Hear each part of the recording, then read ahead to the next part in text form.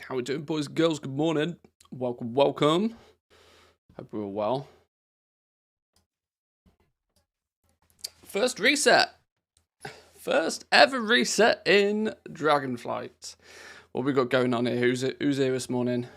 The Mage, welcome in. Hurricane, how we doing? Stro, welcome in. Whiskey Corin, how we doing? Mr. Norton, good to see you, my man. There is some news we need to take a little bit of a look at this morning. There's a couple of interesting Wowhead posts that have appeared. Some interesting information about the raid and how some of the loot's going to drop in the raid, which is kind of quite cool. Where's all the tunes gone, though?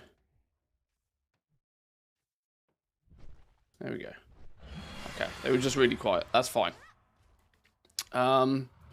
First reset, unsurprisingly, sees frameless lenses and shimmering clasps prices tumble. As you predicted, with people using quality 2 items to hit quality 3. Yeah, there's going to be a lot of this in the next few days. This is what... I think I need to clarify something that I kind of confused a few people when I was talking about the intermediate markets the other day. When I said the intermediate game is over, I didn't mean it was like dead, see you later, like put it in the bin. I more meant the fact that as people start getting significant enough skill to guarantee far more frequently, or even to just guarantee quality 3 crafts, the value of a lot of that stuff is going to absolutely plummet. Shimmering clasps was a prime one. I was being able to take advantage of using quality 2 stuff to make quality 3 for a while, but I suspect that once doing a couple of weekly quests on my jewel crafter, I might be able to guarantee quality 3 clasps every single time using only quality 2 gems, which is, you know, what's going to tank the prices down. And more importantly, what it's going to mean is that if you're lacking behind with your knowledge points, if you're slightly behind the rest of the players with your knowledge points, they're going to be guaranteeing quality 3 every single time. You're still going to be making quality 2 most of the time and only proccing quality 3. You'll get priced out super fast in that sort of market. That will be literally one day between a market being profitable for you and it all being below cost. Because it only takes one person in the region to decide, you know what, we're going to bring the price of these things down now. Soon as people can guarantee the next quality, there's a price shift. And it's shifting from quality 2 to quality 3 stuff now. This is where we'll start to see sort of key figures standing out from the crowd. Those key figures who will be able to dictate the market prices and make it very, very difficult for anybody else to play catch up. We're talking about the people that are min-maxed knowledge from day one. We're talking about the people that have been grinding dragon shards, so they've got those 3, 4, 5, 10, 15 extra knowledge points. People who've been grinding reputation to learn more patterns, to get more first-time craft bonuses, to get more knowledge points. It all stacks up, you see. So we'll see how the next week is going to play out. It's going to be quite interesting. There's going to be a big shift. What was profitable last week will very quickly not be profitable for a lot of people this week. Yet, if you are one of those few that is keeping ahead of the game, your competition will be probably considerably less this week if you are one of those, you know, top 1% crafters. So we'll see how it goes. It's going to be interesting for sure. I'm kind of intrigued to see how it plays out. Somebody reset Awaken Fire today. Some markets like that don't surprise me. Awaken Fire is a key component for... Awaken Fire is I think the reason that might be is flasks. Sorry, not necessarily flasks, vials. Jewel crafters make vials, right? Draconic vials. Each draconic vial craft requires a single rousing fire. There is, without question, going to be monstrous amounts of demand for vials in the next week as everybody starts stocking up potions for the launch. And more importantly, people are now getting to the point where they'll be pushing, if they're using top quality material. I don't think anybody's going to be guaranteeing quality 3 vials. So there might not be too much of a shift here, but it still means there's going to be monstrous demand on Rousing Fire.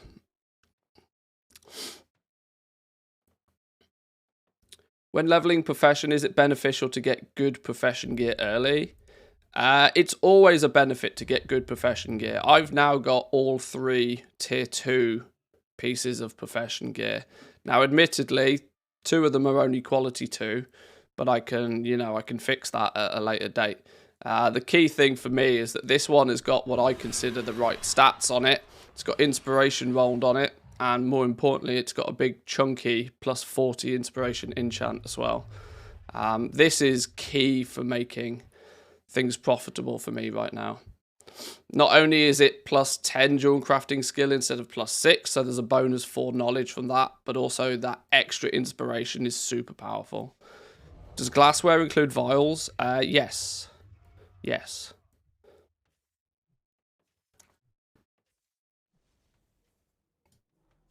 If you've put a huge amount of points into glassware, I mean, in theory, people could have quite easily gone full glassware spec. You'd still be... Yeah, people could have gone full glassware spec quite easily, I'd suspect. And if that's the case, they might start being able to guarantee quality 3 vials. Because using quality 3 gem dust puts you at 240...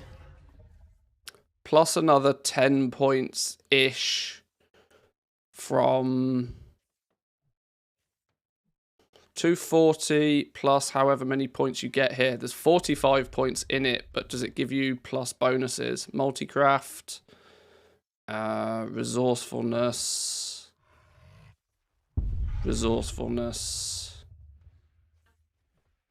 multicraft. Okay. There's only 45 points available here. You need 60. But the likelihood being is that an extra 10 in here. Oh, it'd be incredibly close. It'd be incredibly close. I think this could be another one of those where it doesn't actually matter what you do. You might not actually... Oh, but if you get an extra... If you max out this as well... Yeah, it's definitely going to be possible. 100% possible that people will be able to craft quality 3 flasks. Guaranteed. Or vials, sorry. They'll need to use quality 3 dust. But people who have spec'd perfectly... Perfect specialization will get you guaranteed quality 3 vials this week. I've not perfectly spec'd for that, but...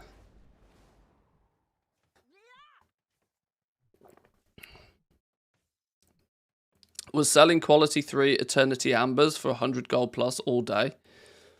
What's pushed the price of those up then? What's jacked up the price of those? I mean, it's... They don't go into much. What would have jacked the price of those up? Engineering Weekly? Ah, okay.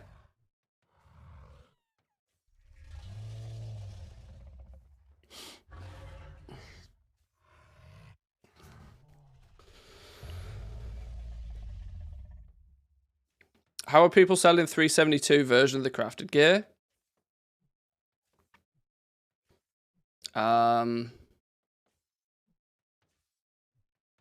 Which of this stuff? I mean, 365 is quality 4.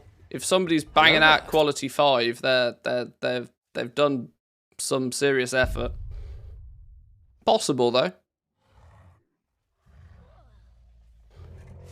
Are you able to share the perfect spec for Vials 3 again? Oh, it's simple. The perfect spec for Vials 3 is to put all of your points in Glassware, max out Enterprising, and also put maximum points in Jeweler's toolset, and have enough knowledge points to do it. And have all of your profession tools, and have jewel crafting maxed. There's going to be a lot to it. It's not just a case of just, oh, put your points here and you'll be good. We're talking like bleeding edge, You're going to have had to have done absolutely everything. Week 1, 800k to 6 million, getting all my alts ready for next week. I think there's not much profit to be made this week. This week is a speculative week, right?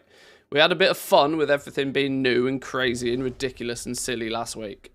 Now this is like planning for the raid launch week. This will be where you'll take that 6 million gold and you'll spend a whole bunch of it, knowing full well that you'll then be able to double it again next week. That's kind of the plan.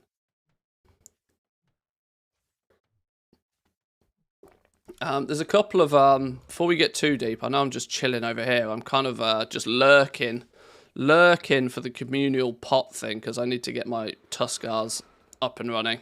Although I've got a whole new flurry of world quests and stuff to go and complete, which is nice because I reset. What I wanted to do though is there is meant to be, I have a sneaky feeling there's a couple of interesting Wowhead posts that I wanted to take a look at first thing. Keep up to speed with what's going on.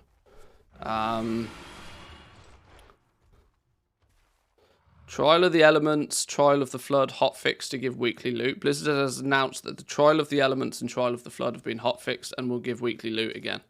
I didn't realise they weren't. A hotfix for this issue was deployed earlier. If you're not seeing it reset, you might need to log out, log in again. Alright, fine.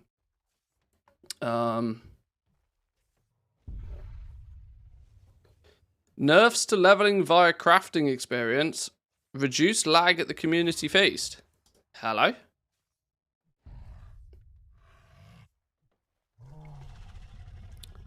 Oh, can we just view the original?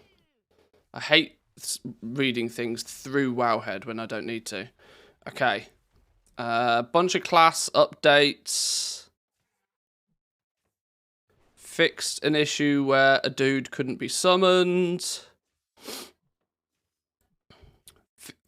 Fixed an issue where if a player dies whilst equipped with the primal ritual shell, the chosen buff. Okay. Adjusted the drop rates of rousing ire across all forms of content. In general, gathering should provide substantially less, whilst participating in instance PvP should be more rewarding.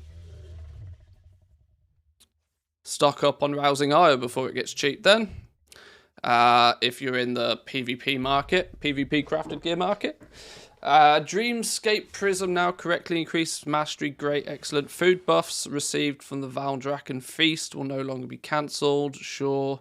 The fully ruby feasted debuff has now been fixed to allow players two simultaneous buffs. Okay. Fixed an issue where trading Bundalo cards, Dragon Isles, and Soggy Clump of Darkmoon cards could cause the client to crash. Oh, Lord. That worries me. That worries me. Because that's usually what... Okay. I probably shouldn't talk about that too much on stream.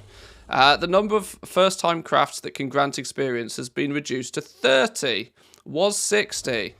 Developers notes, we made this change to better support gaining experience from crafting during leveling, whilst minimizing the incentive to take on several throwaway professions just to level yourself faster. Oh, Lord. Oh, Lord. Okay. So 68 to 70 via crafting is probably not a thing then.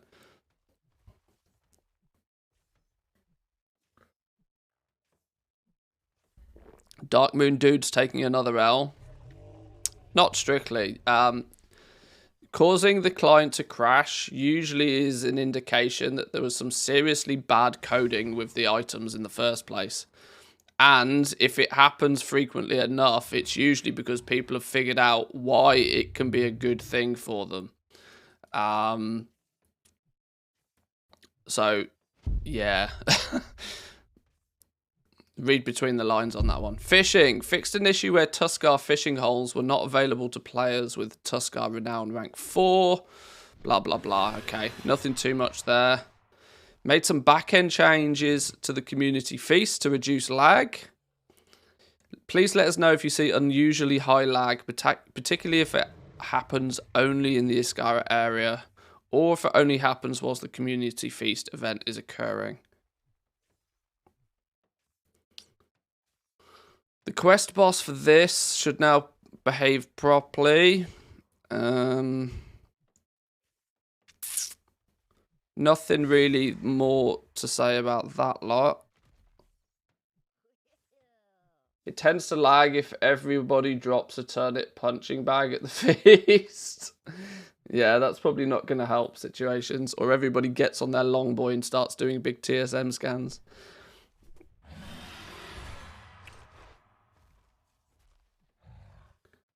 Some class specs. What have they changed with hunters? Steel trap has been reduced by 20. I don't care. I don't use it. Explosive shot damage has been increased by 15. Barrage has been increased by 15. Love me some buffs. Marksman, all damage increased by 10%. Sure. You know what, marksman hunters? Just play BM. It's fine. It won't kill you.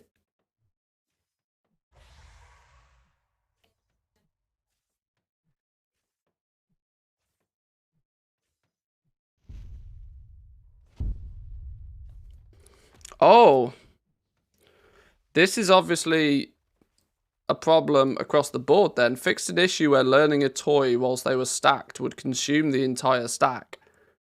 This has been a big issue with the fish. There was an issue with the fish that if you had the rotten fish stacked up and clicked them, it just consumed all of them. Lost me a lot of gold on that one. They finally fixed the blacksmith master, have they? That's good news. It was giving out. What was it giving? It was giving out mining knowledge, I think, wasn't it? Okay, PvP stuff. Couldn't care less. If you care, take a look. Professions. Skill ranges indicated by mining and herbalism gathering journals now accurately reflect the leveling experience. I mean, it doesn't matter. Just go pick up more herbs, for Christ's sake. Aha! Alchemical experimentation has been re-enabled. Well, it's actually been re-enabled for a couple of days now, but thanks for the heads up. Greca Anvil Smash, the master blacksmith, now correctly offers blacksmithing knowledge instead of mining knowledge. Tinker's Workbench and Portable Tinker's Workbench are now also considered anvils. Handy if you have blacksmith engineering combo. Fixed an issue where full fishing nets in river mouth fishing hole occasionally disappeared. I didn't know they were, but that's fine. Also, the NA Jewel Crafting Weekly Quest is bugged and the mobs aren't dropping the quest item.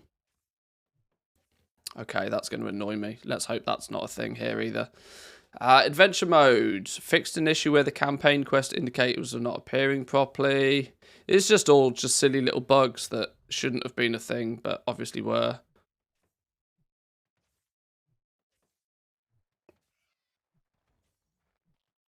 Cobalt assembly. Leech stacks now capped to 5.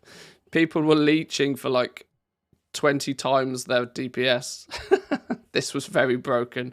People were practically indestructible as long as they were still shooting things.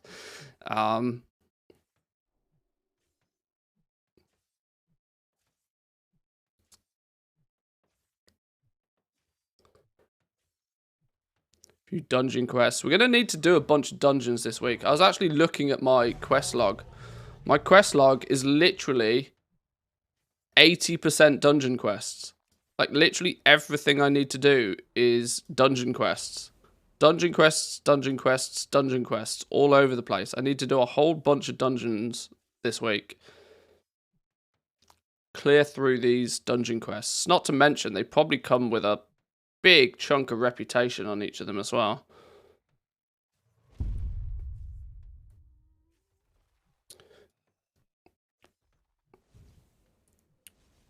Oh, hang on. We're back to... Oh, these were December 2nd updates. Ah, okay.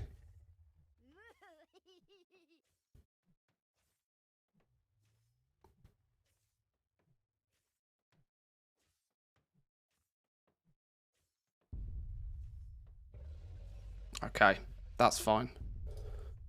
What else have we got then? Did Wowhead have anything to add to that, or were they just copy-pasting? They were just copy-pasting, okay. Yeah, the EU quest is also bugged. I've just tried it. EU one's also not dropping anything. Ah, boo. That was one of the first things I was going to do today. This is going to be big, though. This is going to be big. BOEs will drop as bind-on pickup items from Mythic Raid for the first few weeks. Nothing like the race to world first dictating the game. Hey, Blizzard.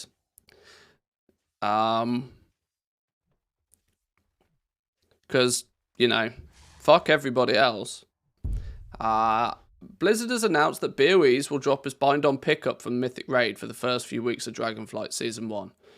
BOEs in Dragonflight are no longer random drops, but guaranteed loot from lieutenants on trash. When the Vault of the Incarnates raid opens next week, enemies inside will occasionally drop bind-on-equipped loot, as in previous raids. For early Season 1 play, we're putting a restriction on the BOEs that drop in Mythic difficulty. For the first few weeks of Dragonflight Season 1, items that would have been bind-on-equip in lower difficulties will drop as bind-on-equip items only. Bind-on-equip items in Mythic difficulty. So there'll be heroic and normal BOEs, but Mythics will be bind-on pickup. One of our goals with rewards has always been to primarily make the best loot in the game come through gameplay, rather than by spending gold. Bind-on-equip items from raids have long been an exception to that, but they provide something unique to raiders. When raid groups don't need the BOEs for progression anymore, they can be sold to fund consumables and repairs. In Dragonflight Season 1, Mythic difficulty is opening at the same time as other difficulties, and a full week before players will have even opened the vault for the first time, and Mythic BOEs represent more of a power increase than we wish to see available for gold. Once a few weeks have passed, we'll revise the items to drop as BOEs in Mythic difficulty. Please note that the second adjustment will not change already acquired Soulbound gear back to be bind-on-equip. After that time, only new drops will be BOEs.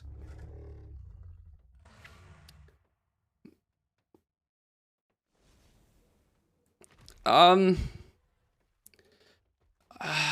don't know if I like this. Doesn't seem too unreasonable, to be fair. No, it doesn't, but why?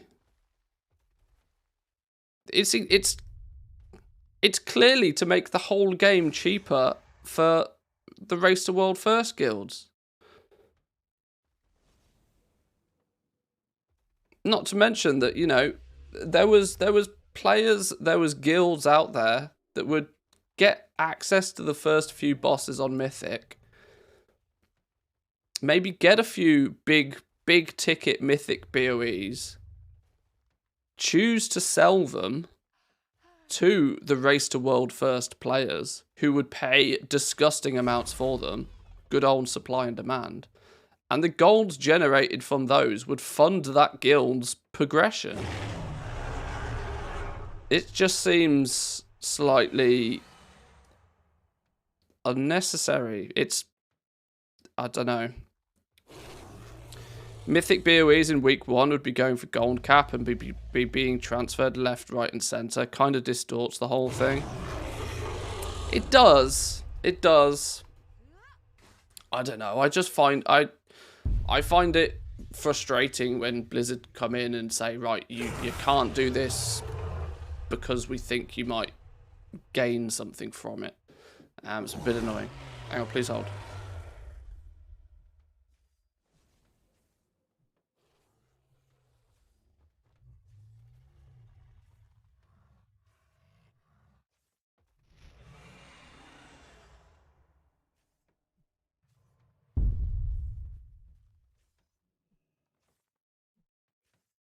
Okay. Well, either way, no BOEs for the first. It doesn't. They actually haven't. Have they stated how long it'll be? Once a few weeks have passed. So an undetermined duration of time, depending on how quickly people progress in the raid. Okay.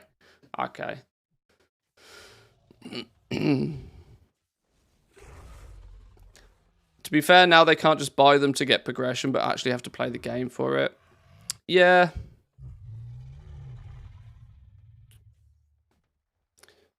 It's more about reducing the power level of the race so that the raid can be tuned a bit lower for other players.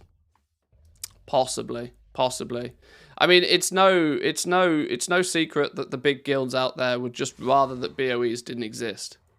Max especially has been super public about this, that they just wish that raid BOEs didn't exist.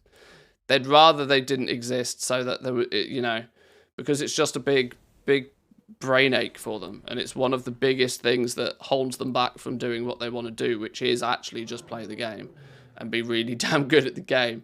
So, I mean, obviously it's a change that very, very aggressively impacts the top 10. The top 10 guilds, this is now something that they don't really need to worry too much about. It's one aspect of the race that they won't need to worry about. And in many cases, it's the expensive aspect of the race as well.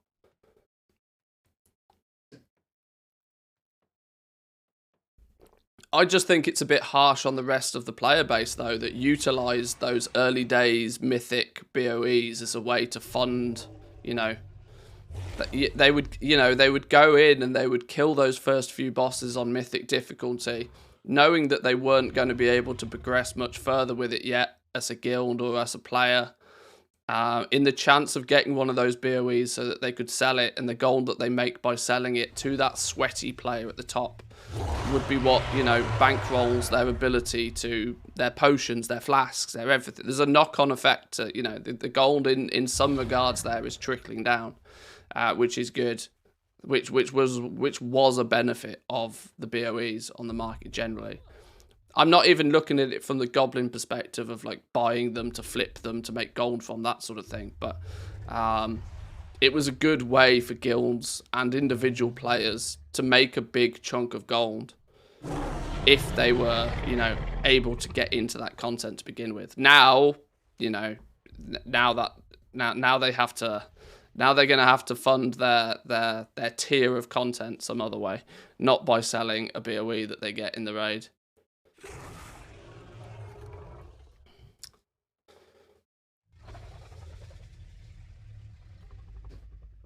Heroic BOEs will be the money spinner in the first week, as they'll be the highest item levels purchasable.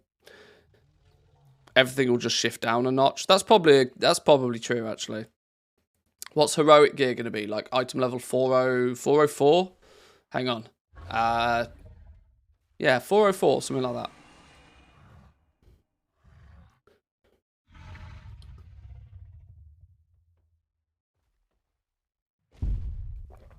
I get that it sucks to rate for the race to world first, but I still remember the BOEs I got 10 years ago. They're really well, see, this is it. To most people, getting that, you know, if you get that big ticket item, if you get that raid BOE, that mythic raid BOE in the first week of running through mythic, that is genuinely something as a player you'll probably remember for a long time. Whether you then choose to use it and just have this big dick piece of gear, or whether you then choose to sell it on the auction house and then end up probably with more gold than you've ever had for most players. Let's not forget that mythic BOEs for the first week or two usually go for 2 to 3 tokens worth of gold, which is more gold than the average player has probably ever had. That's literally Christmas come early to those players. That's why the mythic BOE farming groups are so popular, because to many players, it's the way to gain a quick injection of cash to pay for the rest of their tier.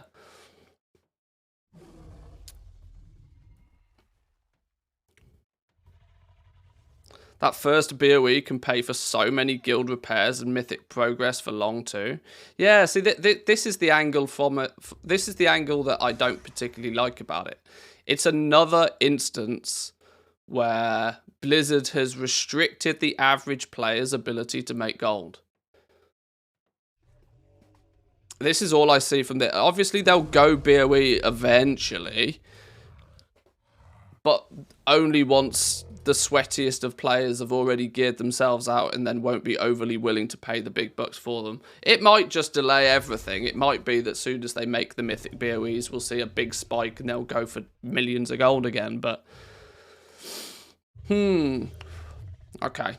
Interesting change. Interesting twitch. Personally, mixed emotions, but interesting change. I kind of see why they've done it.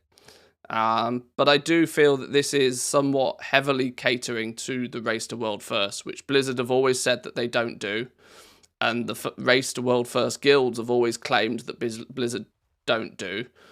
But this very clearly is catering to the Race to World First, which I'm not particularly fond of. But anyway. What's next on the list then? There was some other things that intrigued me. All the knowledge points for profession treasures have been located. There was engineering ones we were missing, right?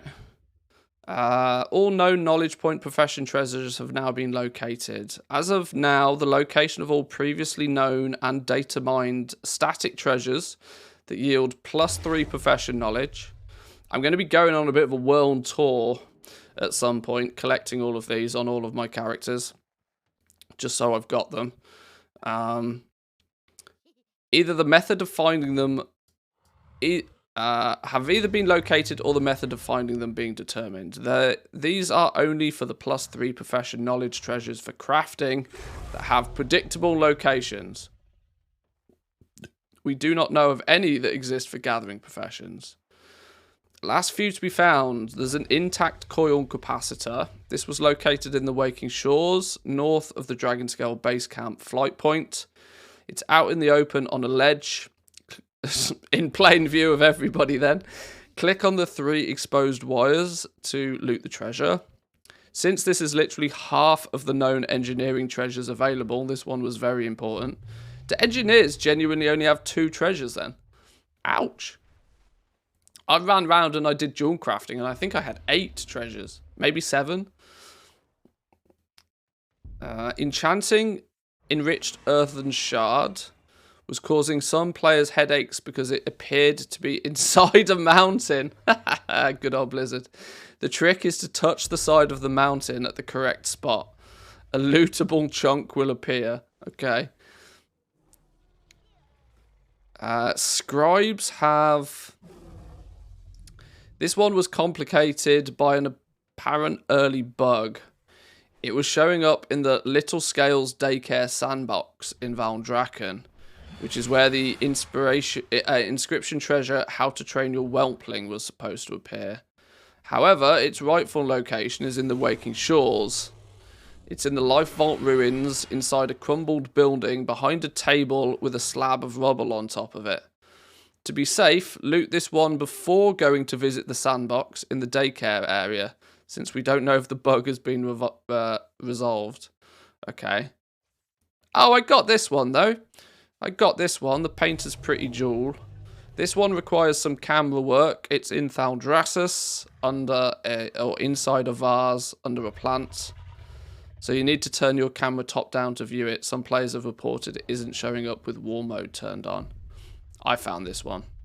This one was good. Touch the mountain.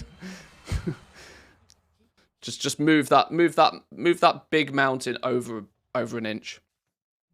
We hope this isn't the end of the treasure knowledge available. Keep looking and reporting on our knowledge treasure guide. This guide is really useful, by the way, if people haven't used it. This one here. I will link this to you guys. If you haven't bookmarked this one, you should do. This is one of the most useful guides you will possibly find right now. So this gives you the locations of all of the treasures, which are all +3 treasures, which, you know, in terms of alchemy, that's what, 1, 2, 3, 4, 5, 6, 7. That's 21 knowledge points right there, just by going out and getting them. This is practically what will end up being about 2 weeks worth of, like, progress if you go out and get all of these. This is why so many people were able to get, like, 100+ knowledge points last week, because first-time craft bonuses, 20-odd points from a bunch of treasures, leveling the profession up itself. You could stack everything last week. That's why people were getting so many knowledge points. Far more, to be honest, than I'd actually considered. I suspect, and now, because I didn't pay much attention to this in the beta, because I gave up trying, it was too much like hard work trying to work it all out. But I suspected that we'd get maybe 50 or so points in the first week. Players ended up doubling that.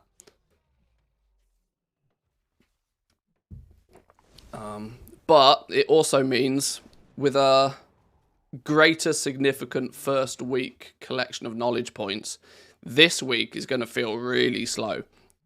When you get your 10 or so knowledge points, and then you're like, oh shit, is that it? Oh. Want to see something funny? The total amount of main stat potions, all 3 qualities, are 5k only. Next week is going to get hectic. I suspect that there's one of the scenarios is that people are probably not A, either crafting them, or B, even selling them, even if they have. I would suspect that there's lots of people that are probably stockpiling them more than anything else. But yeah, this little article is really helpful for the treasures. Not to mention, goblins will be doing goblin things. They'll be buying them all out the very second they see them at what they feel is a reasonable price. Because what's easier than crafting potions for 10 hours a day? Buying them all in about 3 minutes flat. That's much easier. Siege on Dragonbane Keep shard hopping is being hotfixed. It seems that phase hopping for the Siege of Dragonbane Keep rewards has been hotfixed and only provides 1 bag per hourly event. This could be one reason why people were getting reps so quick. Siege on Dragonbane Keep has no lockout and can be farmed indefinitely for the Dragonbane Keep strongbox. I thought it was I thought this was a weekly thing. Dragonbane Strong and 50 Valdrakken Accord reputation. However, players were shard hopping using the group finder to get multiple completions from the same hourly event. Shard hopping will get multiple rewards from the same hourly event has been hotfixed, and no additional Dragonbane Keep strong boxes will be provided. But you still get the 50 Valdrakken Accord rep. However, in Siege of Dragonbane Keep still appears to have a loot lockout. You can just only do 1 event every 2 hours now. Oh, that's really annoying. I was under the impression that Dragonsbane Keep was a weekly event. Clearly it wasn't. Alright, fine.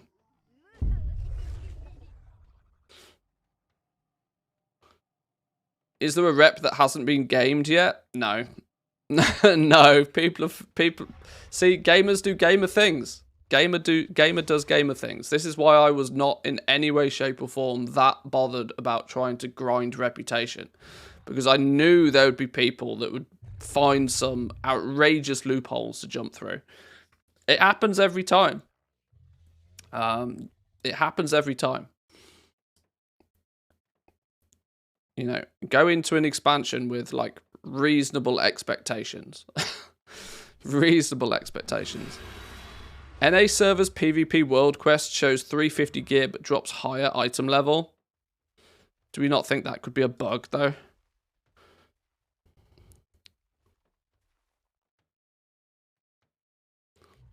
Seeing through the enemy quest on the NA servers currently shows a 350 item level piece, and therefore some people decide to skip it. However, the tooltip appears to be bugged and is dropping high item level pieces all the way up to 385. Okay. Loads of shenanigans going on at the start of this expansion, you know.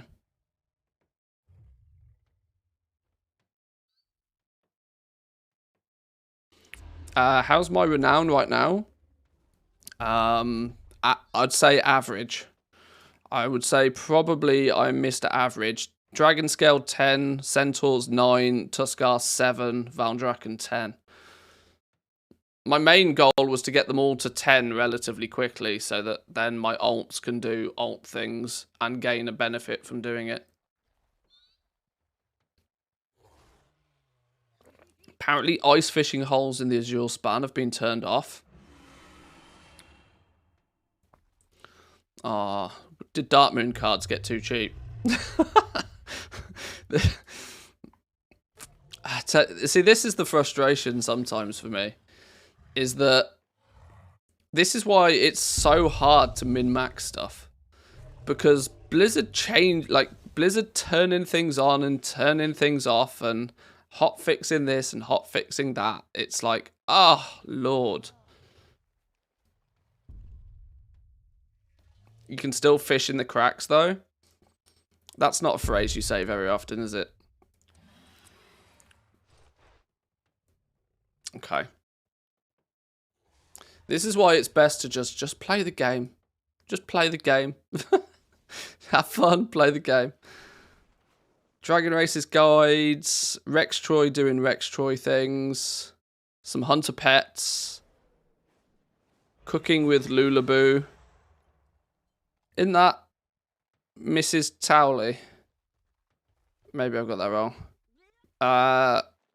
Siege on Dragonbane Keep has no loot drops up to 385 gear and rep tokens. World quests will remain bi-weekly tomorrow. Blizzard has announced that the World Quest change will not be happening tomorrow and World Quests will remain bi-weekly. Why do they use the phrase bi-weekly? Because bi-weekly, by definition, has two separate meanings. It can either mean twice a week or only once every 2 weeks. They should just... Okay. Upon further review and consideration, we've decided to drop this change at this time. All along, our goal has been to avoid making world quests feel mandatory, while still offering them as a worthwhile option for players who are looking for things to do on a given day. Following your feedback here and on our own internal discussions, we're going to try and find other ways to accomplish that without impacting crafting too much or generating a great deal of concern for those who don't already have a daily routine or want a daily routine.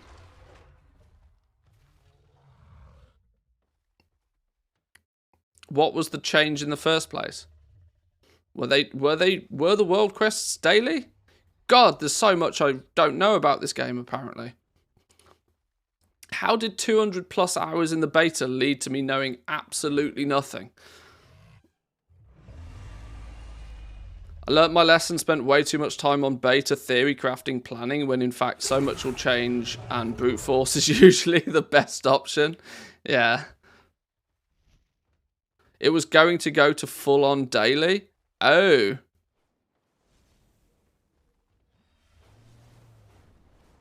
Oh, yeah, that would have been gross. No, stick to twice a week. Twice a week, fine. Happy.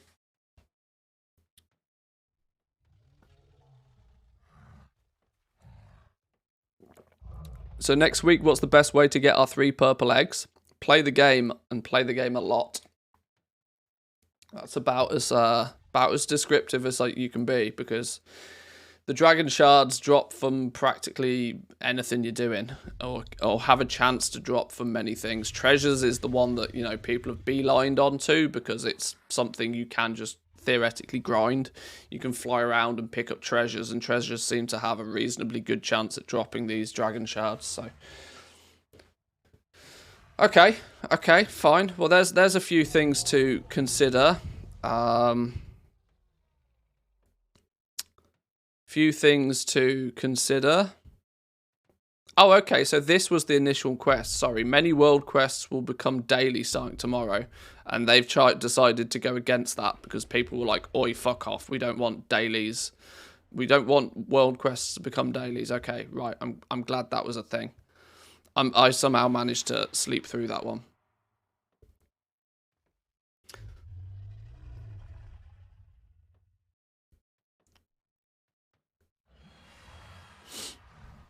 Haven't seen a single weapon crafting order on Drain or EU, despite some patterns requiring only 1 spark.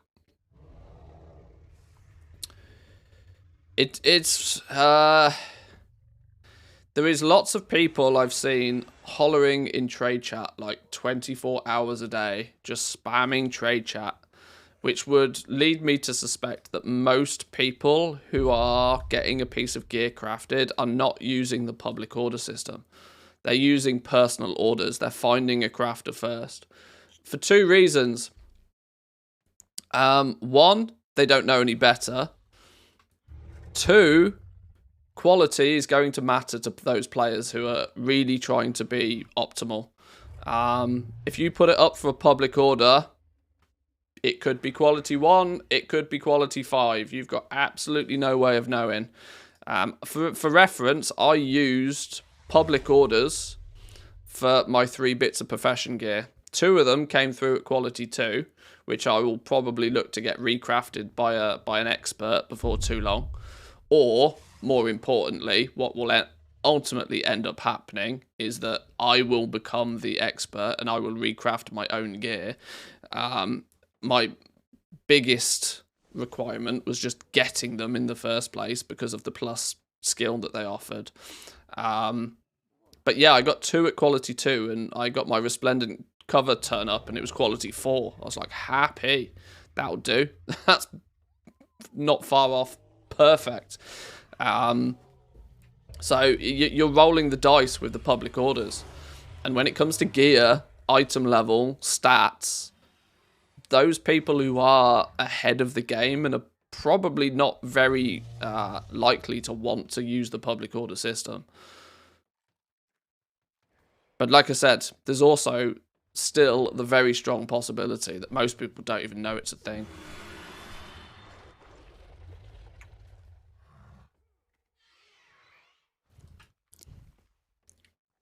Plus 40 inspiration enchants, that quality 3? Yes. Yes. Yeah, I paid silly money for that thing, but it's worth it. It's paid for itself for sure. Okay, right. I'm going to start by doing the basic things. We're going to get to Valdrak and we're going to pick up our weekly quests. And I'm intrigued to see if the Jewel Crafting quest is bugged, like people tell me. I want to investigate.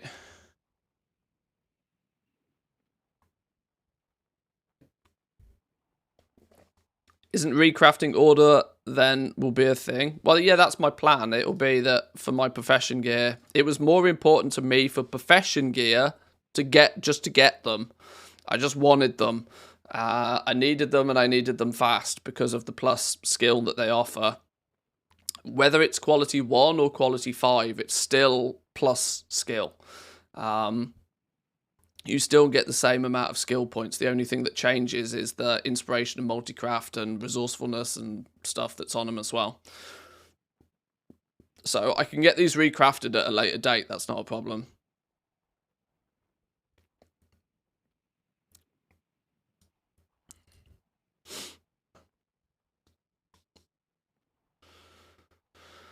I did the world quest in the area for the Jewel Crafters quest. None of the items dropped. Ooh. Damn. Okay. Oh no, I'm on a flight path and I'm missing disturbed dirts. Put me down. Put me down. Oh, you know what we do have to do? We should probably reset our... Where's it gone? Hello, that one.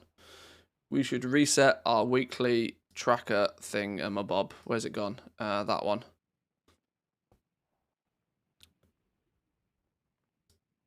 All of these are now resets. There's the option to do them again.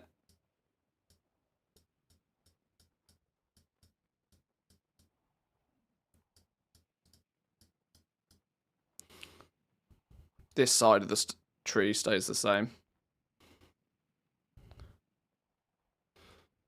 I've just realised as well, actually. I could do with copying that, and I could do with updating the one.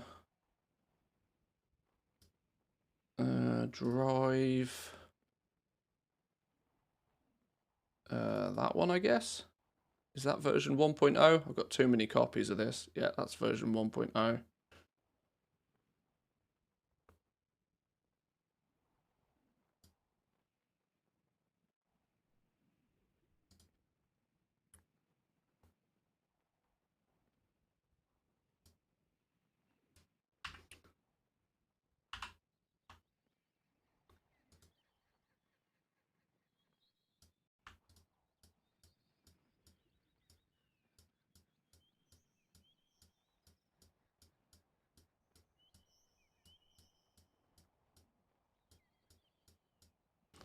Turn all of those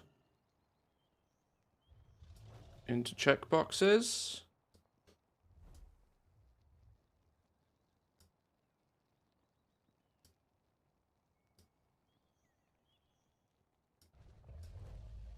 Enchanting doesn't get one. Alchemy doesn't get one.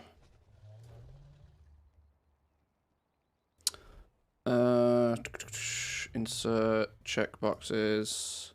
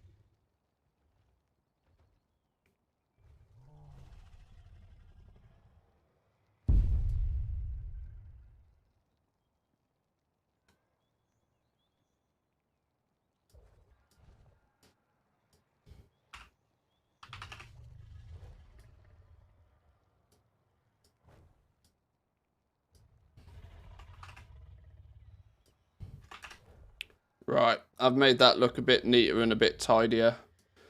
It's not quite perfect, but it's a bit neater and tidier. So your player progress tracker is now a little bit neater and tidier.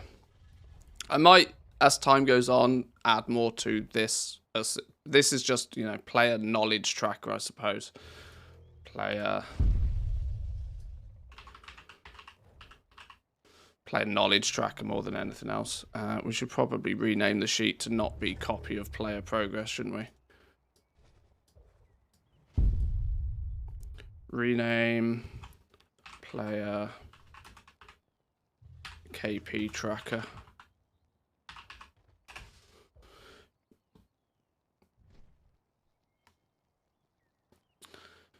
Do I need to copy the sheet for me now again to get the update? If you're, unfortunately, because of the way Google Sheets works and documents in general, if you want a new updated version of it, you will need to download a copy of it. But what you could then, in theory, do is just, you know, copy this to. You could copy just this sheet, copy this to an existing spreadsheet, and then copy it into your one that you're actually using on the regular. Would be the way I'd do it. Oh, let's not go display my drive on stream. That would be a terrible idea.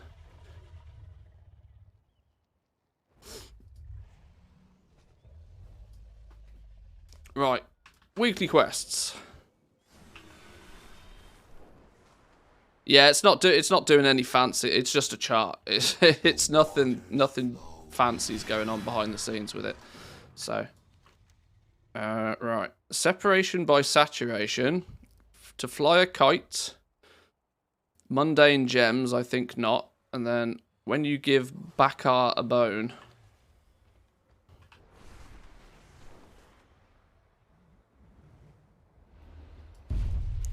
It still annoys me how I get like 10 FPS while in Valdrakken.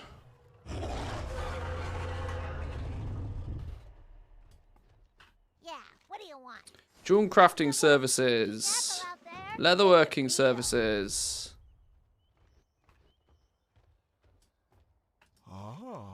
To fly a gate. Mundane gems. I might save my Thomas Bright metal quest. Because if I level up, it'll be worth more. Artisans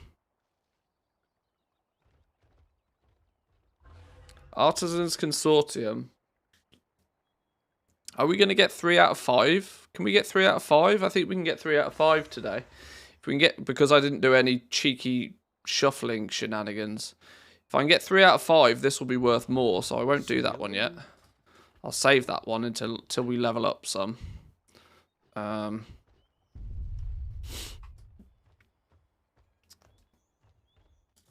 Take all the time you need. I knew you would like. Craft 2 pendants of impending peril. You have a bright. Well, we can get that one done nice and quickly. Craft 2 pendants of impending peril. Although they're basically free on the auction house, but I'm here already, so whatever.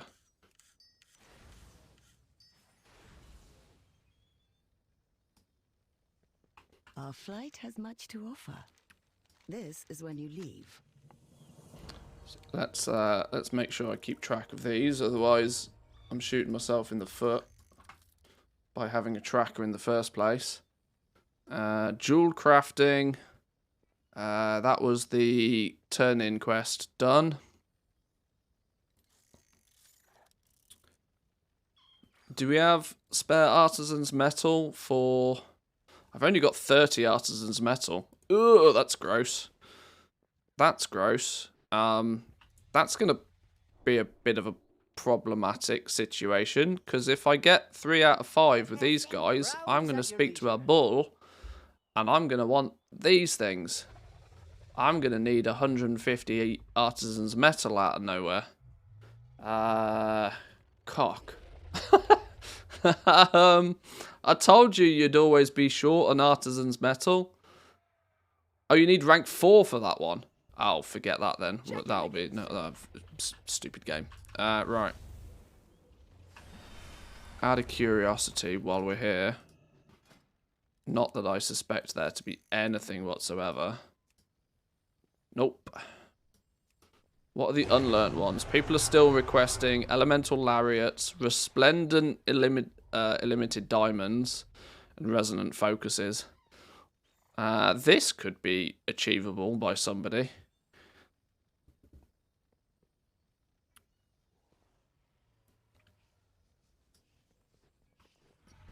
Oh, learn those knowledge points. Why is it all grey? Can we... Oh, no. Oh, no.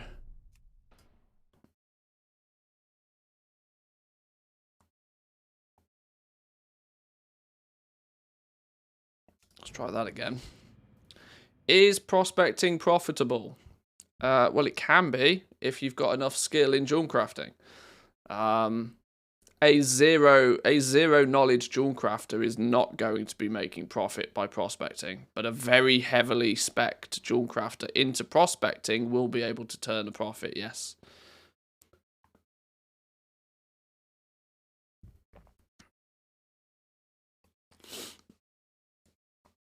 For reference, though, I've gone about as aggressive into prospecting as you can go, and I'm only just able to turn a profit with it right now.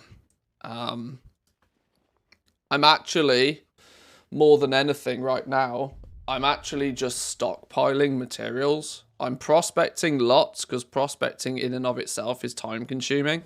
I'm prospecting a whole bunch, and I'm just stacking up stuff. As I suspect that the time it takes to prospect will be a limiting factor in the... Probably not just yet, but later on this week or even next week. I'm not trying to quickly churn through stock is what I'm basically focusing on here. I'm banking some hours spent prospecting to get ready. Not usually the kind of thing I recommend doing, but it's a thing. We've now got 6 points. I really, really, really, really, really want to put more points in enterprising, just for the flat skill points. That will also get me some bonus resourcefulness. God, that's gross. That's the least beneficial thing. If I can get 10 points in here, we win. What's this going to do to my prospecting in the first place? We're already 222 out of 265 using Q2. If I use Q3, I'm 10 points away from being able to guarantee... Oh, Lord. Oh, lordy, lordy, lord.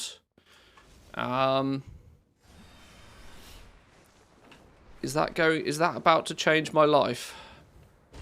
Is that about to change my life? I have all the time in the Isles. 28 gold apiece for quality 3. It's double the price.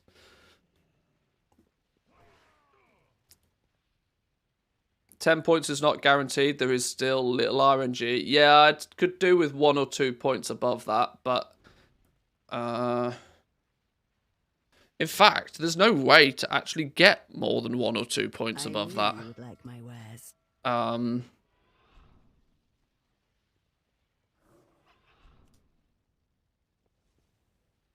Oh, well, of course there is. There's just getting more skill points in jewel crafting. But I have a problem on my hands of that. I can't get any more knowledge point, base skill points, because I've got nothing to sell. Nothing that gives me skill points. Because of, you know, fucking work orders.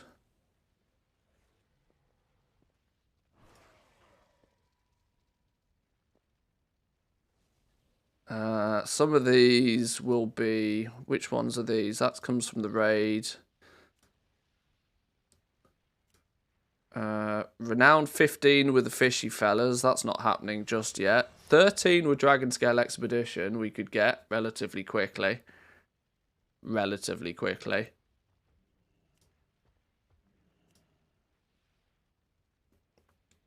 Yeah, this is my problem. Getting from 82 to 100 is going to be a nightmare.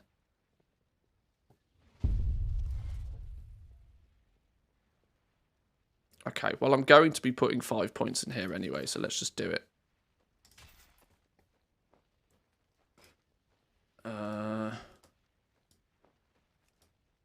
Yeah, that's put me incredibly close.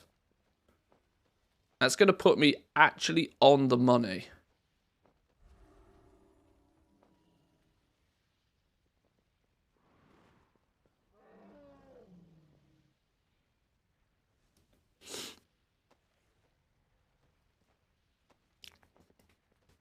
Draconium ore may be given more skill to hit 100 at Q3. I don't have any Draconium ore on me, do I? I'm still to prospect this prismatic ore stuff, you know. I'm still intrigued what this stuff even does. I wanted to get 1,000 of this before I prospected it, but I've bought and prospected now nearly 100,000 Ceravite ore. I've only got 500 prismatic ore to show for it.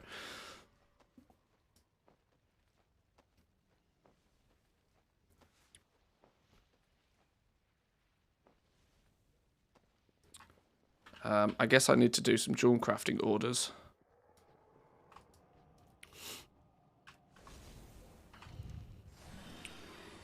Hang on, do I have 2? How many profession points do I still have?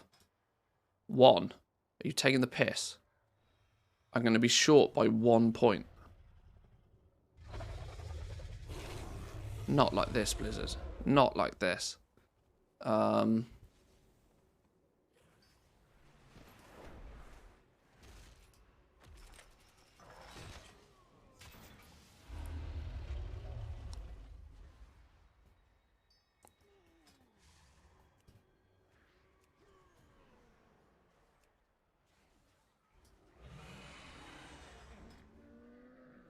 I'm going to be short by 1 point. Professions. Fill orders for jewel crafting. I'm going to be short by 1 point. And I could really do with the weekly quest not being bugged. No, no, treaties. Get me a book. Get me a book, double time. Want me a book. Have a look around. Jewel crafting book. Ow, cock. Roll. Alright, fine. Good to be of service. Farm dragon shards. That's true. That's true. We'll get some dragon shards super quick because it's reset. I need the book for the week anyway. What do we need?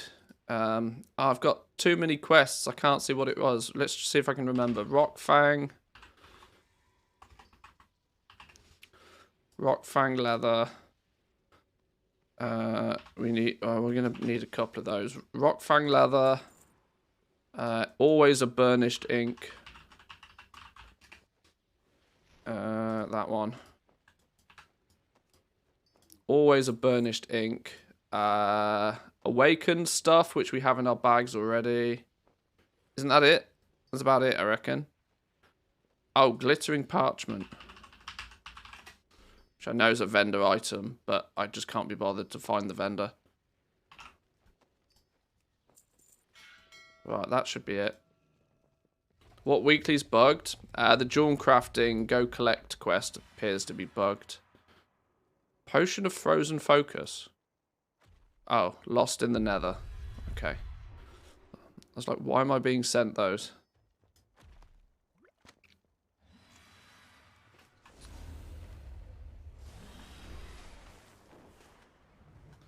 Certain mobs drop, what's that? Certain mobs drop knowledge based on the profession. I think it's stone elementals for jewel crafting.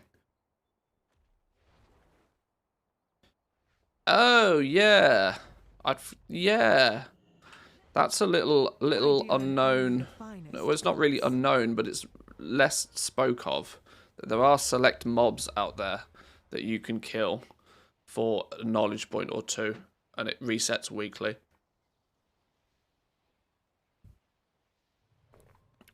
It's not very well been predetermined exactly how that is, though.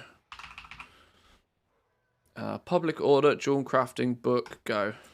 Make me a jewel crafting book, double time. While I'm here, I might as well do my leather book. There's an outstanding order for a draconic leatherworking book? What? What?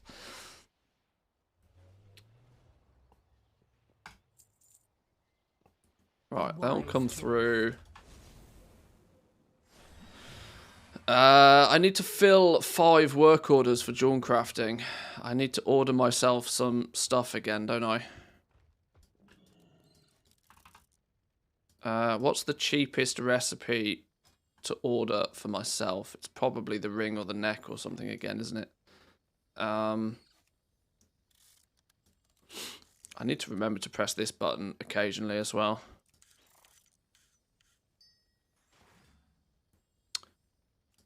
Which one of these is the cheapest order for myself?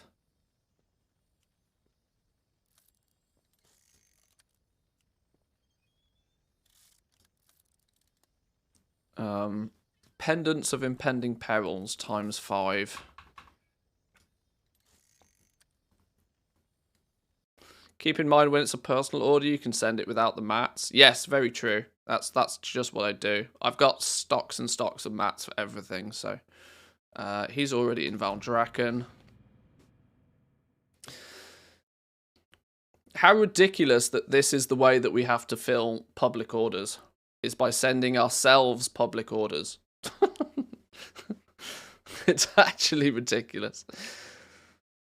What up? Let's read this then. What do you think about speccing into the trade goods crafting, smelting bars or making leather side of the crafting professions? I'm surprised at the quantity of materials you can move on the region-wide auction house. I'm tempted to try it for either blacksmithing or leatherworking. The intermediate market is booming. The intermediate market is, in my opinion, where you actually make gold. Focusing anything towards crafting orders is going to be a lot of hard work for not a lot of payout relative to what you can do on the region-wide auction house. Which is why for jewel crafting I did just that. I know categorically that raiders are going to want to spend maybe not their first, maybe not even their second, but there'll come a point where everybody is going to want a crafted ring or a crafted neck. And jewel crafters are in that spot, right? So the option I had was to try and, you know, to capitalize on that market.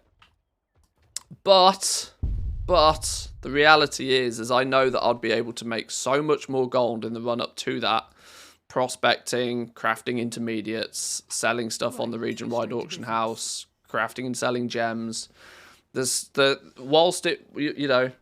there's going to be a big market for it. It's not the work order system is not for me. I've not been a fan of it from day one. I would much rather play on the region-wide auction house and play auction house PvP to make my gold, if I'm honest. Right, what was I ordering? It was a neck, wasn't it? No, armor, miscellaneous, neck, pendant of impending perils, personal order to Manthe. Note to crafter, oi bish, do it.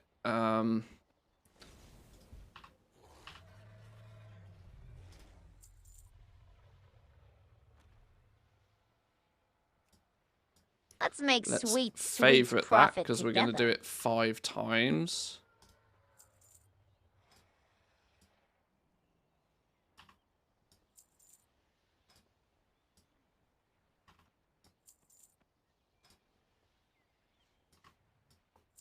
There we go. Hots with the Prime Gaming. Thank you very much. Appreciate it. Welcome in.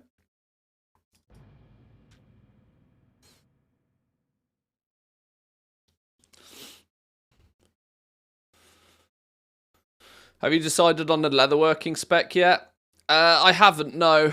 I haven't. I'm racking up points, racking up knowledge points, but I've not decided on a spec. The reality is that leatherworking I know I'm not going to be overly competitive with. Because I've chosen on that character to spend all of my artisan's metal on jewel crafting. I've funneled 2 professions worth of artisan's metal into jewel crafting. So I don't have the ability to get tier 2 tools for leatherworking, at least not for a while.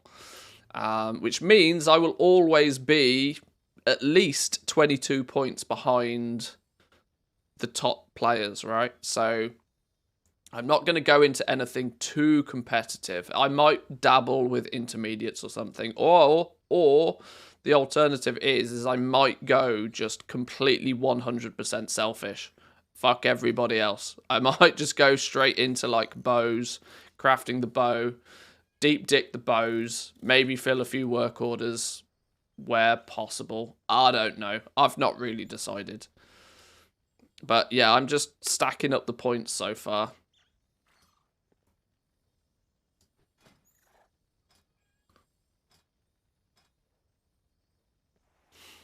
Start order, create, complete order. Start order, create, complete order. Start order. Create. Complete order. Can I send an order from my other character to the same account? Yes. It's the way that we're cheesing the work order quest right now because there's no work orders.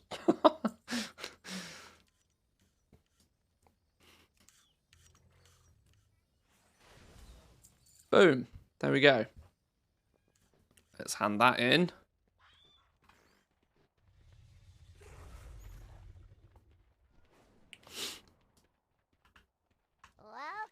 Friend. Jewel crafting weekly. Doing business with ya. Let's track this. Jewel crafting, collect quest we haven't done. We've done the orders. Is our book arrived in the post yet? Do we have a book? There we go. Somebody's filmed my book order. Thank you very much. And somebody's filmed my book order on leatherworking. So we can tick those two off as well.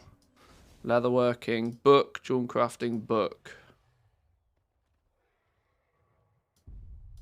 Right, give me the knowledge points.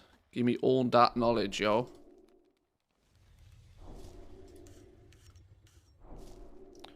Right. Oh, open our Time Watcher's Patience. 2 Nozdrite gems. Wow, that was totally useless.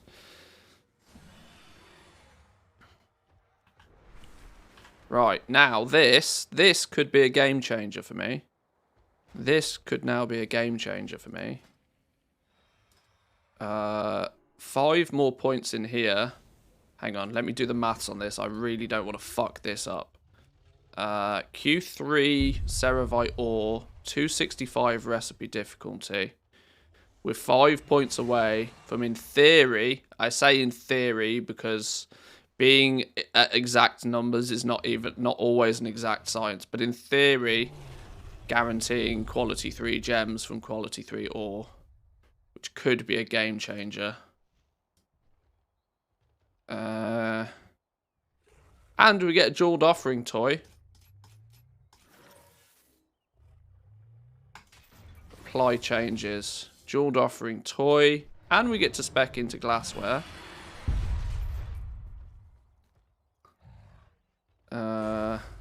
And we get the projection prism. Hang on, there's going to be a bunch of first time craft bonuses here. Hang on, we got pounce. Oh! Oh! I need to be at the workbench. What's a jeweled offering? I need, what do I need? 10 vibrant wilder cloth, 2 tufts of wool, and 75 contoured feathery doodahs. This is your time. Feather, contoured foul feather. What does it say? 75 of them. Let's get 150. Let's double up because we'll buy one and we'll sell one. Bunch of feathers. Future. Where's it gone? Bunch of feathers. 4 tufts of wool. Primal wool.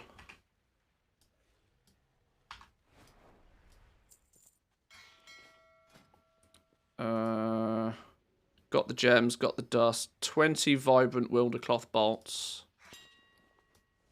Vibrant wildercloth bolts. I don't need top quality for this because it doesn't make a blind bit of difference. 20 of those.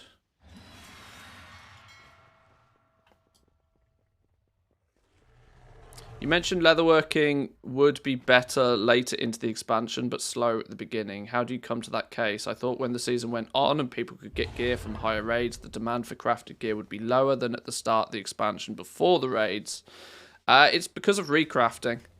It's because of recrafting. What I suspect is that the common the common thought about crafting right now is that everybody is laser focused on making new pieces of gear for everybody. There's going to be a bit of a, or what Blizzard are trying is to make a bit of a shift in the perception of players. Obviously, the expansion is 7 days old. Everybody is buying a piece of gear, but that piece of crafted gear, once you've bought it, you are going to take that piece of crafted gear on a journey. That journey is going to be, as you progress through harder content, you'll get optional reagents to upgrade that piece of crafted gear. Now, instead of having to buy a brand new piece of higher quality gear, you'll take the original one that you already have and you'll recraft it and you'll get it upgraded.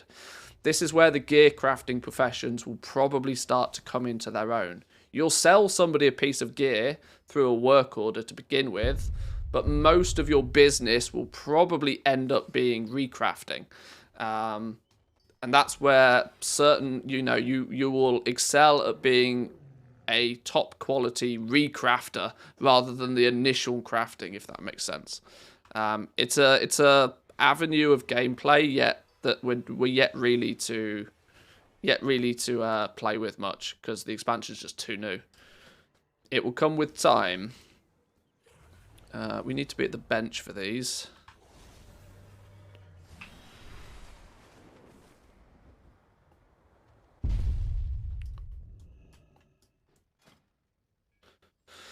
So let's make a pounce. Can't believe I forgot to craft that. 5 artisans metal and a knowledge point. Let's be careful not to make that. Jeweled offering, we can make one of these. First time craft bonus. Adds a toy. The toy's worth about 6k apparently. Okay. I'm going to make a second one so I've got one to sell. And then a projection prism, which we should probably put on our list of things to craft. Instaproct quality 3. Yoink. Right, that should also have given us a few more knowledge points.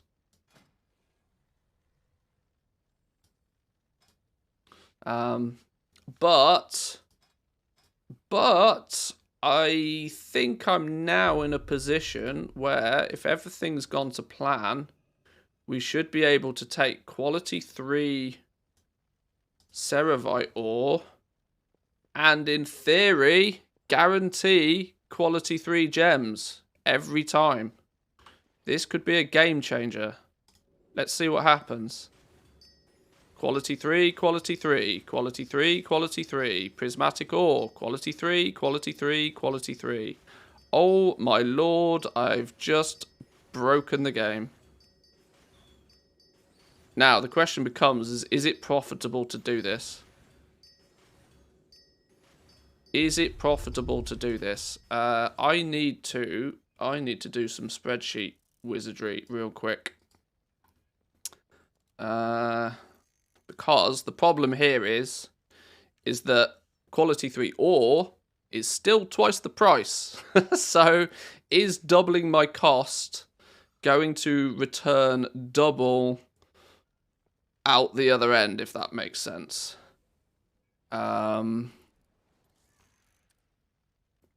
Obviously, getting guaranteed quality 3 every time is great, but the fact that I have to double my initial cost to get that, is that going to be worthwhile? Let me pull some prices in my spreadsheet and do some maths.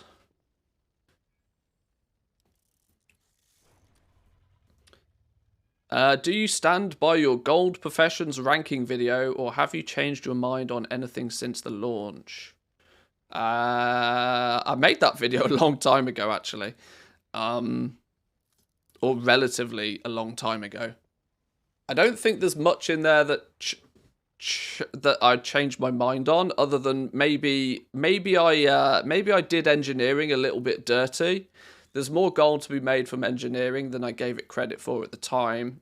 500 comments on that video about the fact I didn't talk about braces and tinkers. They're not going to make people money anyway. I would say that fishing probably... Well, yeah, okay. I ranked fishing quite high because you could turn in fish for reputation. You can't anymore, but that's made up by the fact that tuna fish turn into Dark Moon cards. So fishing has, you know, -1, +1. I think generally I stand by pretty much everything what I said in that video. To pat myself on the back, I think I got it bang on.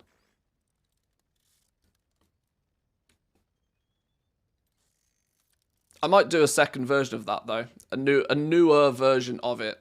At the time, I just jacked that straight off my stream. I might do an actual pre-recorded, like slightly nicer version,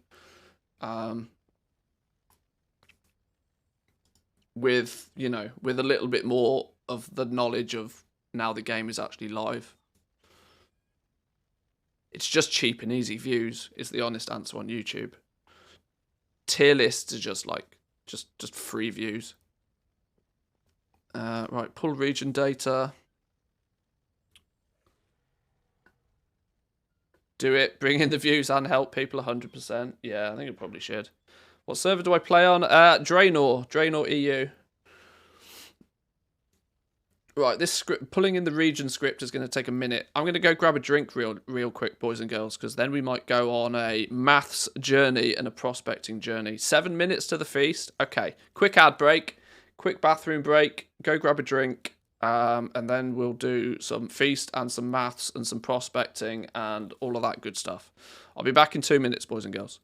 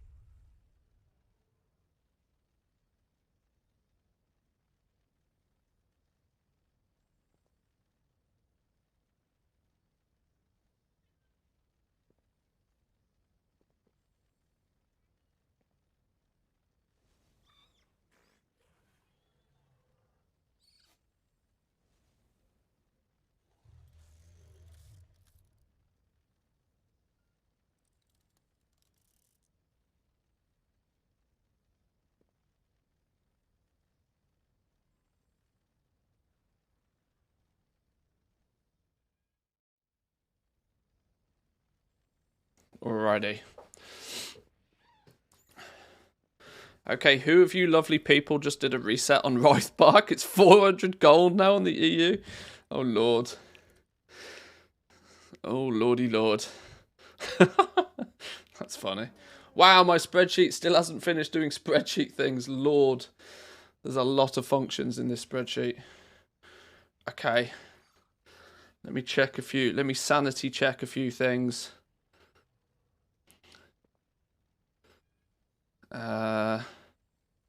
What's the price of my gems at?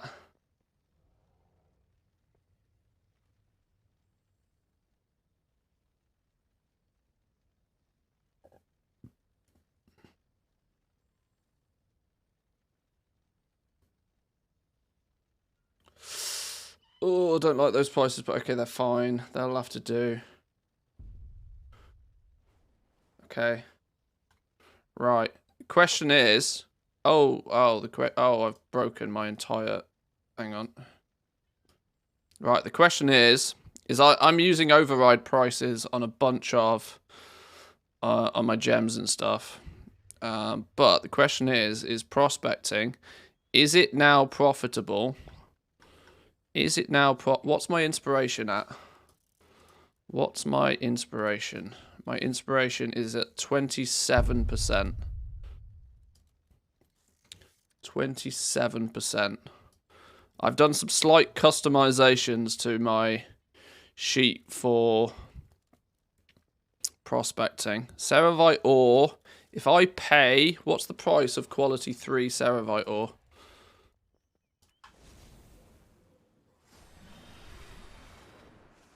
Craft sim.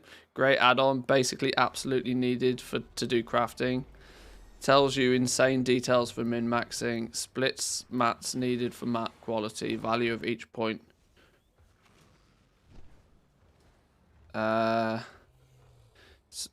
I mean, that seems useful, very broken for me. I'll pay attention to that in a minute. Ceravite ore, quality 3, how much is it?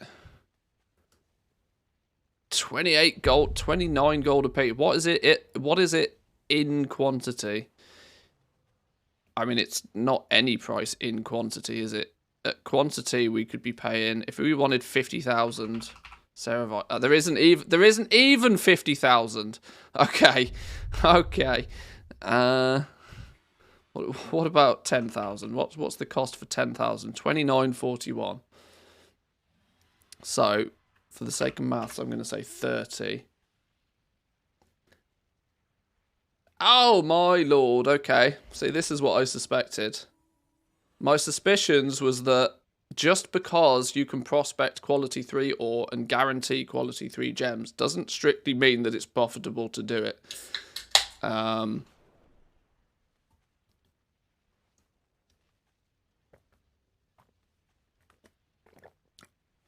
Asked by some very rough calculations, 300,000 gold of Ceravite ore at quality 3, I could possibly turn it into 372,000 gold of gems.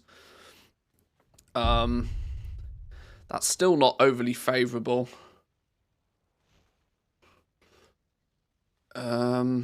What's the situation on Draconium ore? 60 gold, 226 gold. Ouch. I need 5 of that just for testing purposes.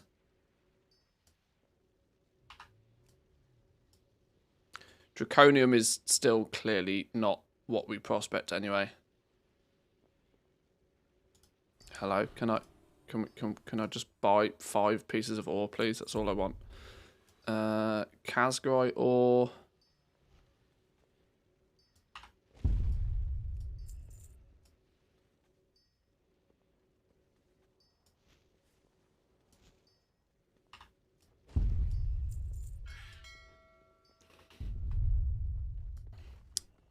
It was a monstrous can, it was, yes.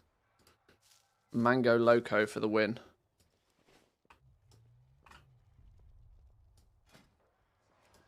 No, prospecting. Prospecting quality 3 Draconium ore.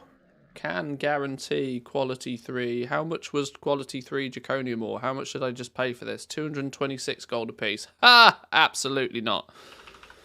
Absolutely not. Not in a month of Sundays are we prospecting Draconium ore. Not even guaranteeing quality 3 gems. Nope. Nope. 7 levels of nope. Quality 3 Kazgrite ore. How much did we just pay for this? 550. Yeah, that's not happening either. Just because we can doesn't mean we should. Doesn't mean we should. So, it's a question of whether we can turn a sizable enough profit off prospecting quality 3 Ceravite ore to guarantee quality 3 gems. The initial problem, more than anything else, is though, whilst we can turn a slight profit, we can take 300k and we can turn it into 350k. That's still not sizable. That's not much more than... That's like a 15% return. I'm not sold on a 15% return. I would rather continue to prospect quality 2, I feel.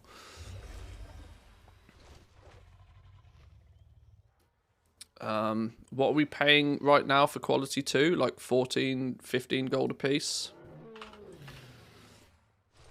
15 gold a piece. I can take 150k and with my level of inspiration, probably turn it into about 200k. That's a 25% return.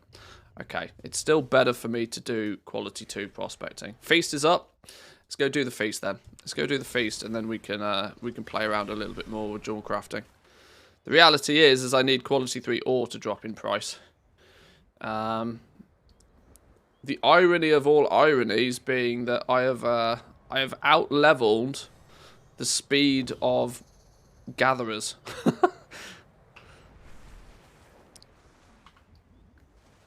Gatherers are still able to charge a premium for their quality 3 ore, which also leads me to believe that gatherers are also not actually able to guarantee quality 3 ceravite ore when mining yet. Maybe they might be able to with this reset though. Maybe we're in for a dip in price on quality 3 materials as gatherers will be able to spec deeper into getting quality 3 materials. Maybe, maybe, maybe.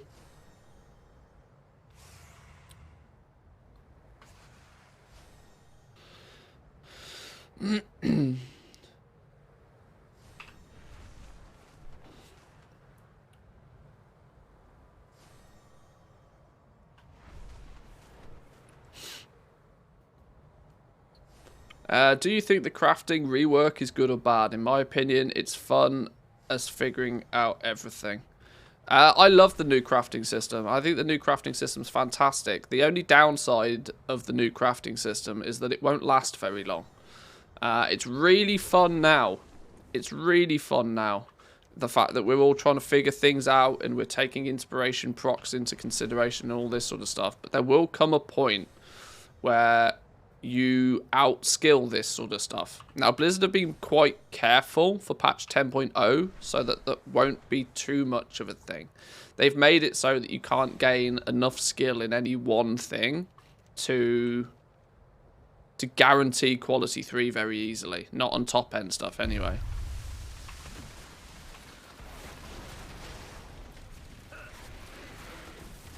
Oh, yes, less lag, they say. Good old 14 FPS. Because everybody's put down fucking turnip punch bags.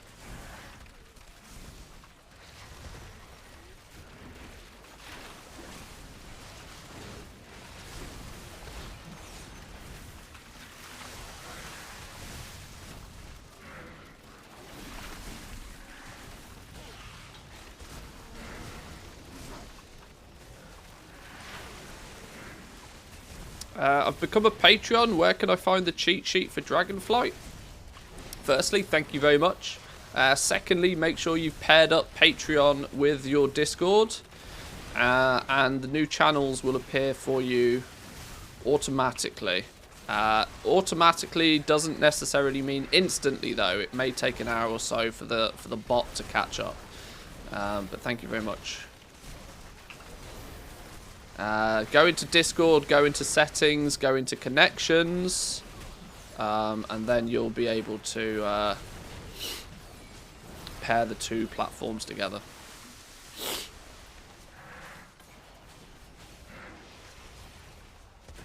Right, what have we got to do? I need to get my order. What's my order? Let us hear your story. May your steps be sure and your catch secure.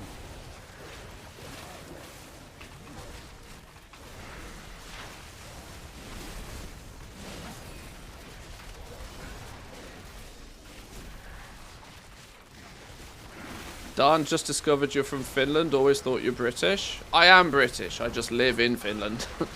I am not Finnish. I live here, but I'm not Finnish. Don't turn in the quest before Dark Moon. Hang on, hang on.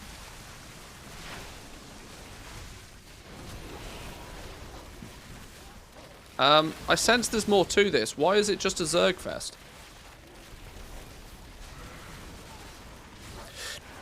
Do I speak Finnish?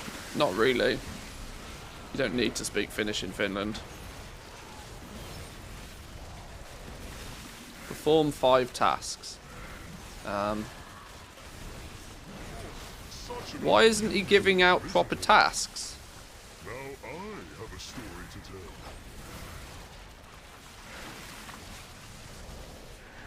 Why is the only thing to, like, just murder the entire zone? Just be AFK, it'll work. You can literally AFK the feast. What, really? That's sad news. That wasn't how it was meant to work on... That's not how it worked on the beta. Is this just because it's a seriously aggressive overpower? I didn't do the feast last week. You might be able to tell.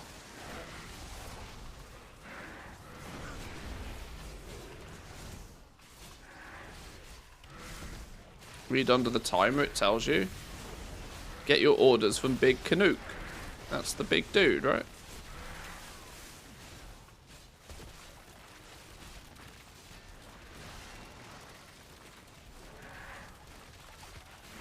A stranger here? Don't forget to take some soup for the journey.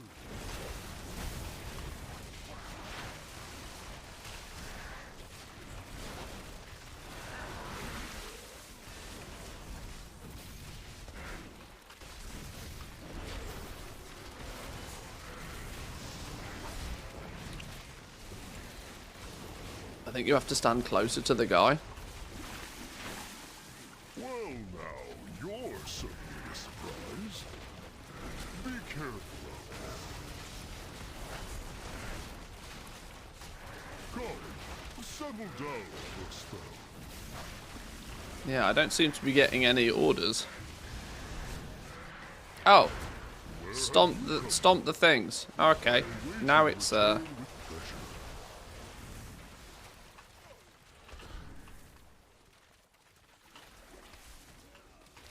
15 FPS. Lord.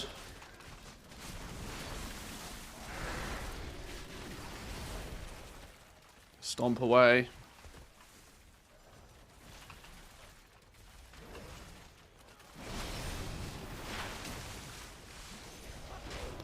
Defeat the beast. Ah, Lord. Okay.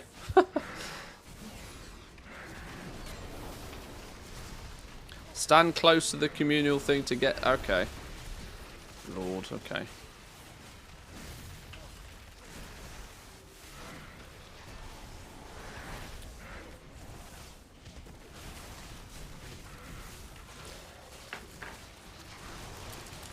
He only gives tasks to a limited number of people. The more there are, the less tasks per minute you get. Okay. That makes sense.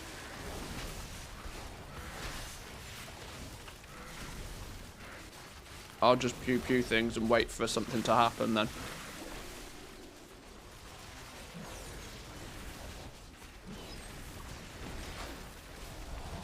Even when there was only 2 of us, I got no orders last week.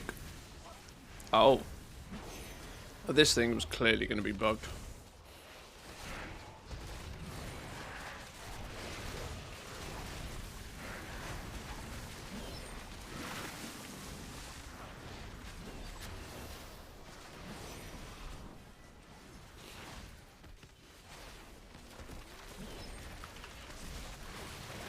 Tenderize the meat. Oh, there we go. I got one.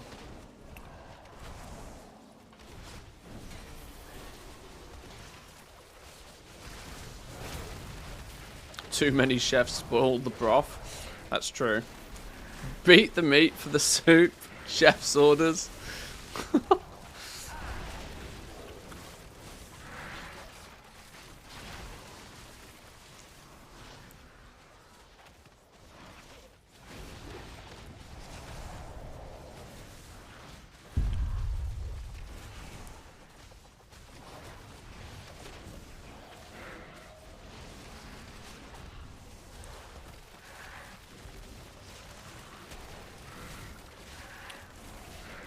See, it was a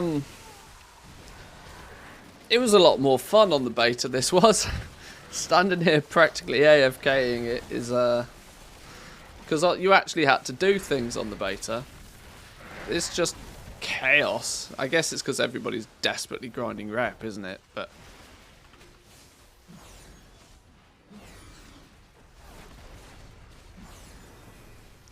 Who might you be? You can get your fishing up whilst waiting.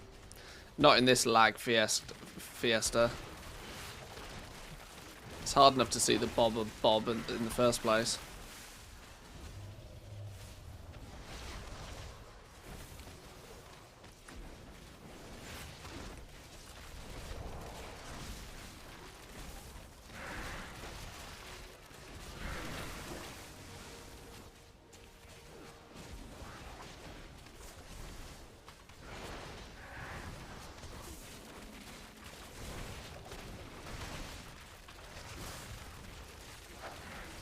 Perfect time to do some prospecting.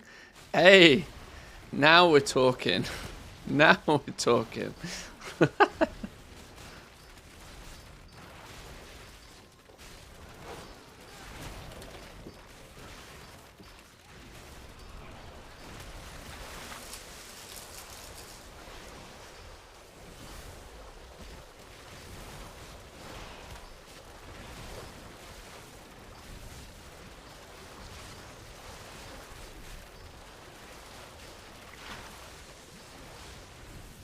Right, should be good now.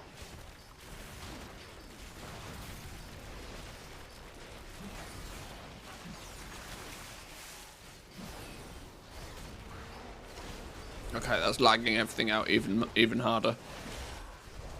Where have you come from? Farewell, then, friend.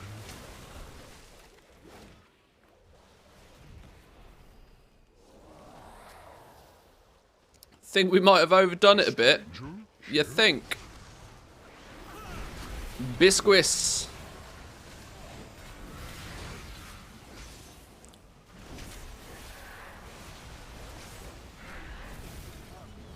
Get wrecked. Absolutely shredded.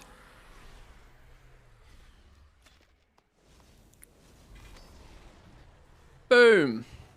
Dragon Isle's jewel crafting knowledge. I'll take it. Incandescent curio.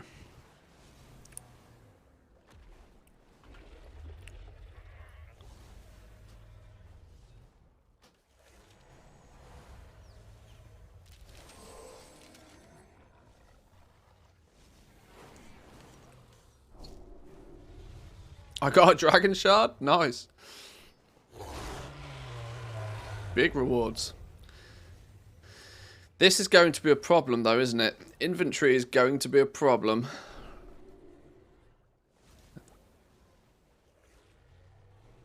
Okay. Well, we did some feast business. There's the feast done nice and quickly. While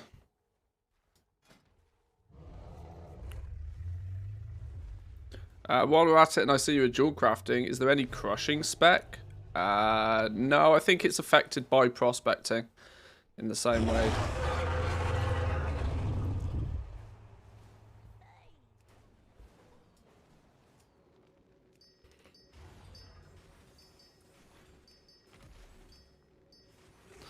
Now the real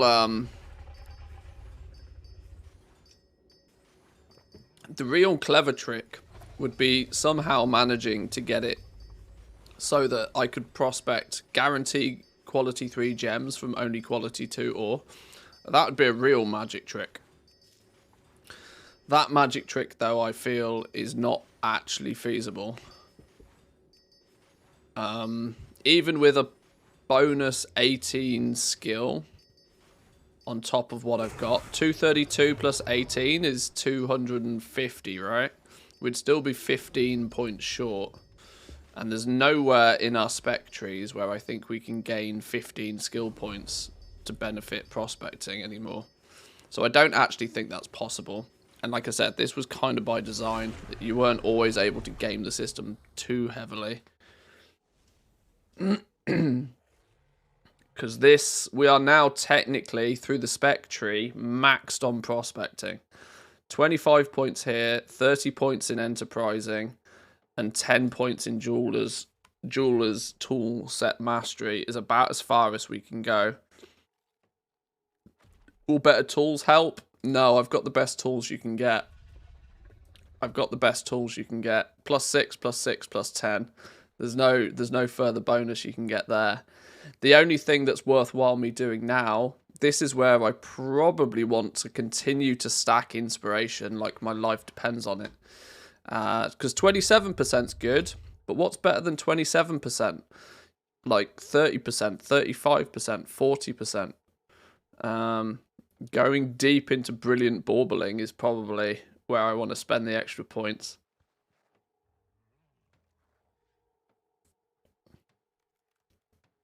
Do I have the enchants? Yeah, I've got the enchant on the tool, plus 40 inspiration enchant.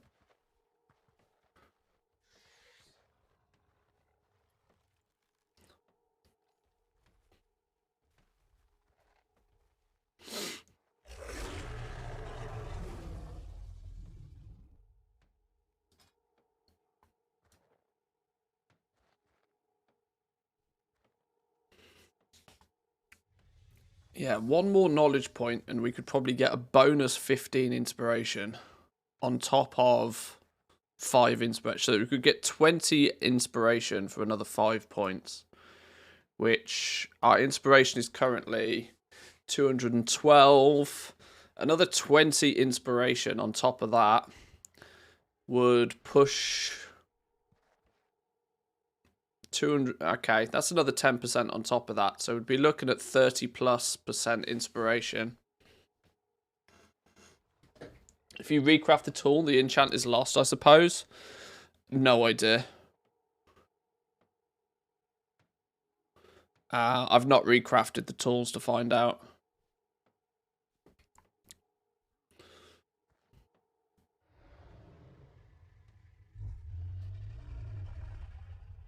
Rank 3 is 40 inspiration. It's a lot of gold. Yeah, I think I paid like 50k for the enchant. Top quality stuff's not going to be cheap right now.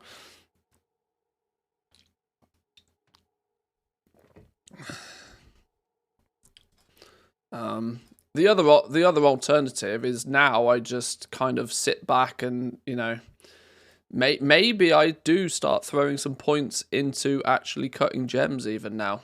Maybe I'm content with being able to take quality 3 or as and when the price is right and guarantee quality 3 gems. I tell you what, as soon as the gatherers get their act together and quality 3 ore starts to dip in price a little bit, it's coming down in price. There'll come a point where it'll be valuable to do that. The problem is that the quality 3 stuff, at the moment, I don't strictly have very good use for a lot of it, other than just selling it anyway. And I can use quality 2 stuff to make the things I need to make most of the time anyway. Like Elemental Harmony, for example, I can make quality 3 Elemental Harmony from quality 2 components via inspiration procs. I wonder if I use the best of the best, though. Yeah, the best of the best I'm still lacking. I wouldn't be able to guarantee quality 3 Elemental Harmony, even using the best of the best. Everybody loves some face sitting. Everybody does. Once again, by design, guaranteeing quality 3 Elemental Harmony is probably not designed to be a thing without using lesser illustrious insight, which I do have, but I don't particularly want to use it just to make some random ass materials when I can make quality 3 via an inspiration proc anyway.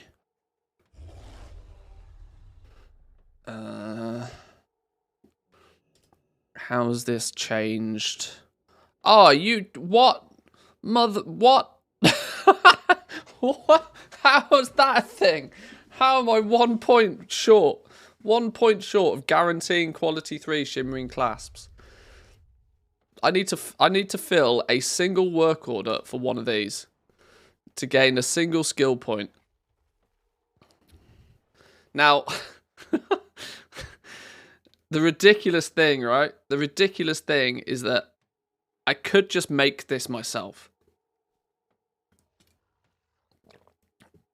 I could just use my own spark to make this. It'll give me a ring. But do I care enough about the profession to stupid... Okay. That's so annoying. Glossy stone is likely to be the same then. 1 point short. Miles short.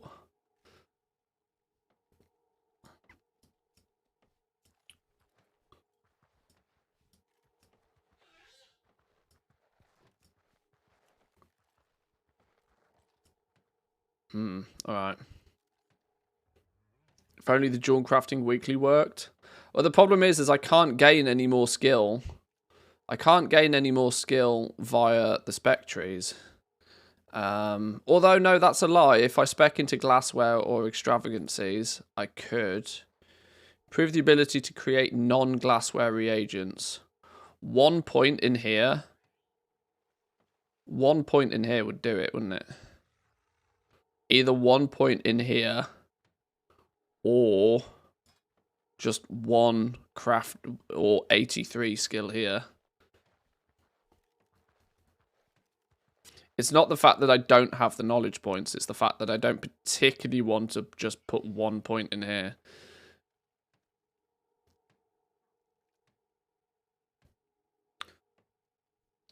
Although 1 more point would give me 5 inspiration and skill on the... Okay. I kind of want to put all of the rest of my skill points in here. But simply because I'm blissfully aware of how the game plays out eventually. The fact that you can put lots and lots of points into lots and lots of things and still not guarantee quality 3. Have you done the first craft of the pinata? I think so. Yeah, I must have done.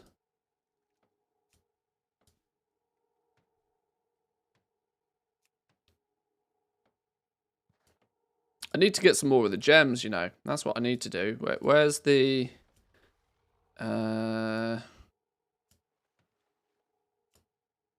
Tuskar's 10. Yeah, I absolutely need to get these Tuskar's to 10. They're only level 7, though. I need to do that feast every day. 20 times. Okay.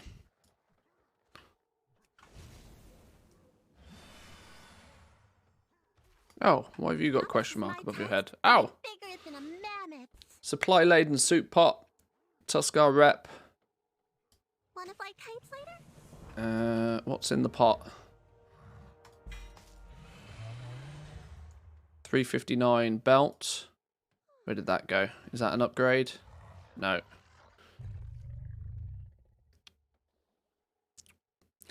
It's weird how you get Dragon Isle's artifacts from it. You get artifact tokens for Dragon Scale Expedition from completing the Tuskar event. Surely it should give you the Tuskar tokens instead, right? You would think. But apparently not.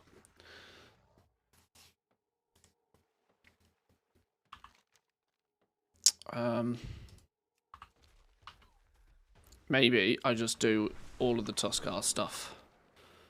Let's just get some Tuskar stuff sorted. Or let's just go do all of our world quests. Actually, more to the point.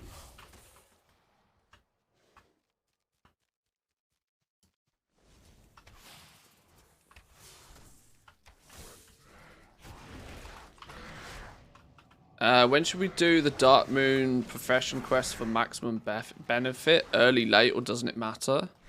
The skill points you gain from you want to only do it once you get stuck for skill points in your base profession.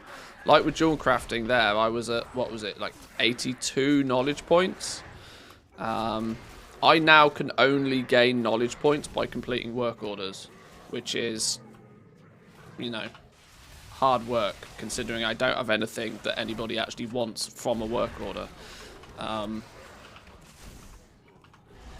So yeah, that's kind of the point to where you would want your Dark Moon fair completion.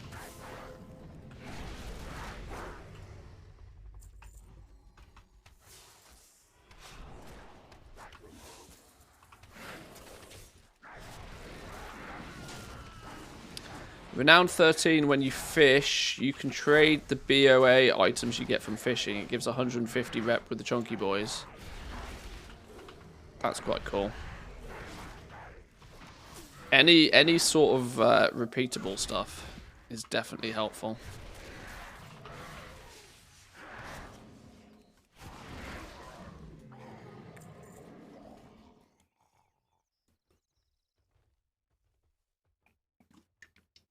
Have you bought the PvP recipes and crafted them? I have, yeah. I think I've got every single jewel crafting recipe that I can get without grinding Renown or Spectre. The purchasable ones, at least. I think I've got them all. There's only one thing on my list to craft, and that's okay, can't open in combat apparently.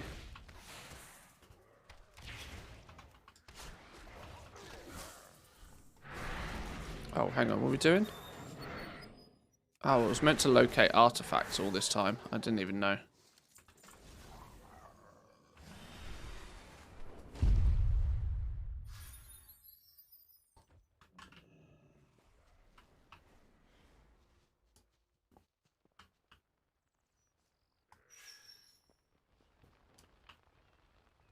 It's archaeology all over again, look.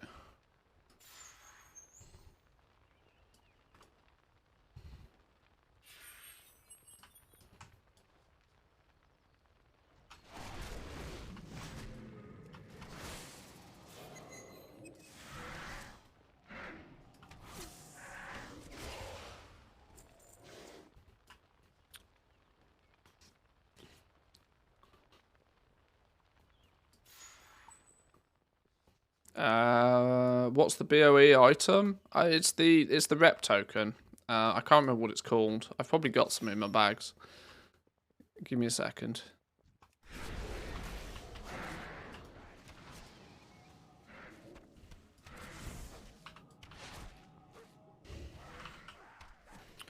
Or maybe I don't.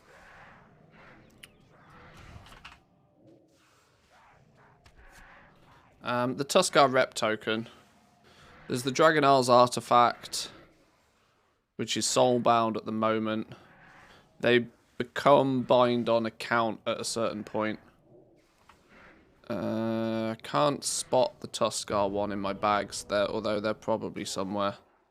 There's the Titan relics. Maybe I don't have any. Maybe I don't have any.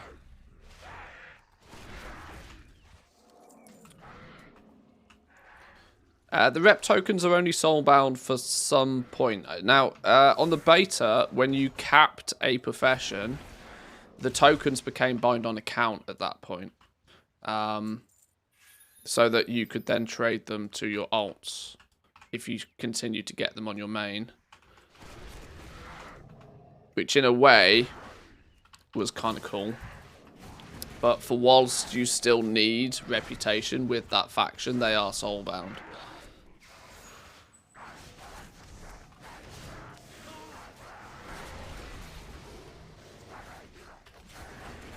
Right, this is officially a dumb world quest.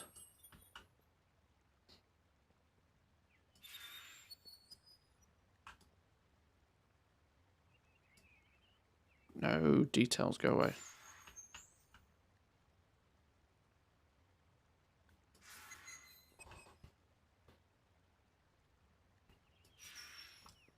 Oh, screw this. Let's go to a completely different area.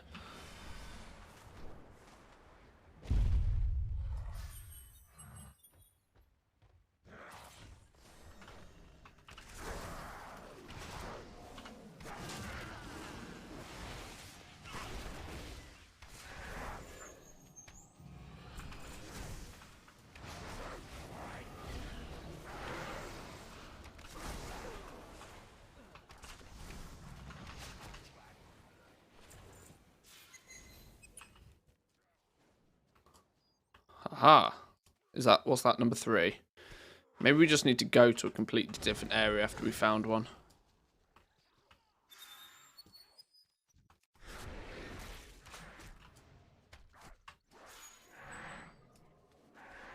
4.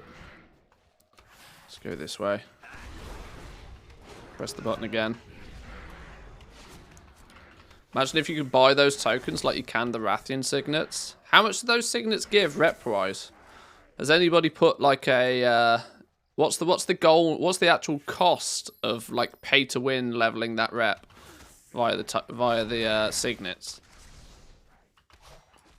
Because whilst I don't mind a rep grind, given the option to just pay for it to go away, is quite favourable. 1.5 mil or so. I mean, that's not that bad, is it? To get a rep grind done without having to actually grind it. I don't know. Maybe my my perception on value is different. The Knoll presence is a blight upon our Look at this clip from Ginji. Spent over 3 mil. It is time we put an Hang on. end to this. Ginji spent 3.3 million gold on rep tokens. Okay. Right. How many tokens do you need?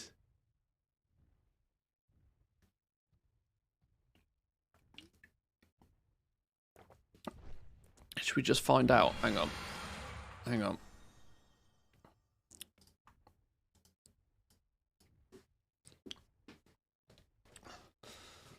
How many actual tokens is it?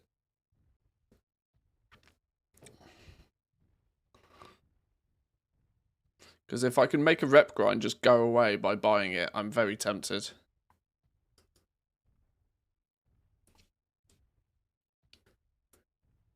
He bought 1,700 tokens.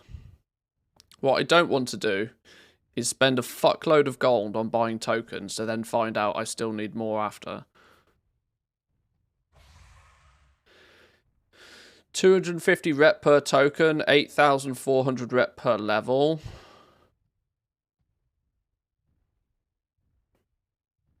$42,000 rep divided by 55, including the Dark Moon rep buff, is 764 signets.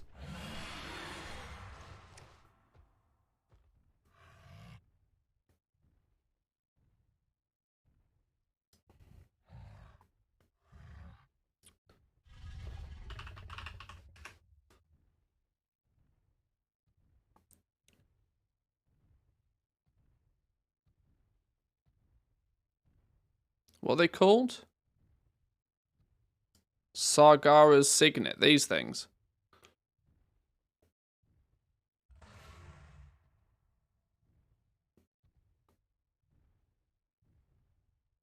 Is it these things?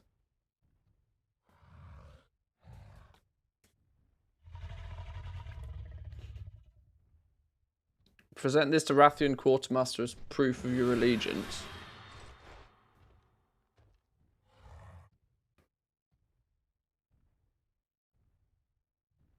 I mean, Genji bought 1,700 tokens, which is 3.7 million.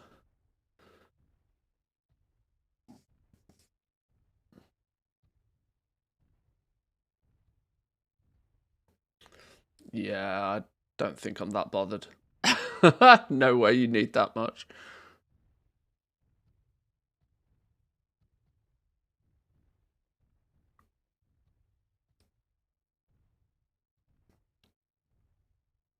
It's 55 rep a signet. He has more than one toon though. Can't somebody just do the maths for me? Is Ben right here? 764 signets. 42,000 rep divided by 55, including Dark Moon, is 764 signets. 1.6 million gold. 1.6 million gold to just buy the rep with Rathian. What does he have? Does he have anything that's interesting? It's probably a mount and probably a piece of gear, right? What's the actual rep rewards?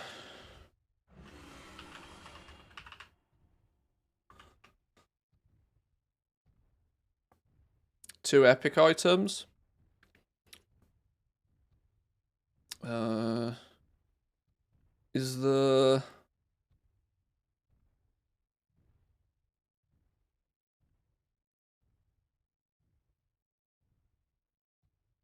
So a rep guide for Rathian, or what he sells. Not worth it for crafters.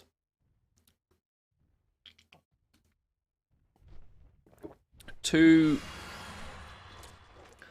390-ish items and a pet and a title. Okay, so nothing that I actually care about. Quick K-check, buy the signets.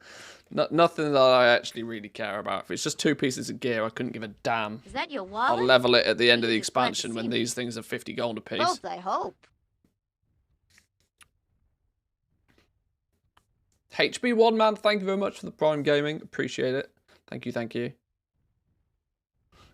The dragon looks good. Black colour for your dragons. I'm intrigued. I want to go see. I want to go see for myself. Let's go and have a look.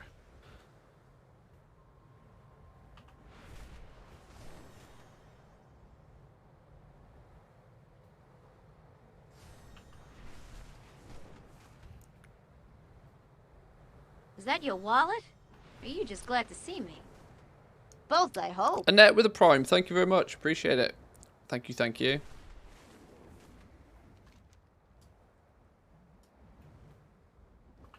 Oh, hang on. Scout pack. Scout pack. Where's me dragon shot? Oi! Shut off.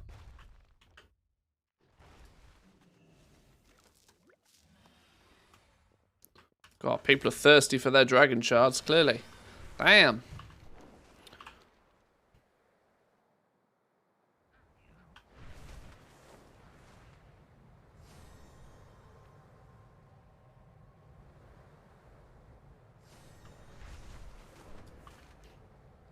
Does anybody else prefer to fly, like, super low to the ground? It just makes you feel as if you're going faster. It seems more risky. Because you could just, like, zoom up into the stratosphere.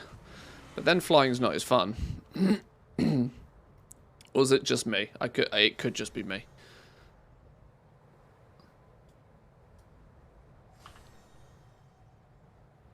Now this is pod racing? Yeah, I guess that's probably what it is. It's kind of the pod racing feel.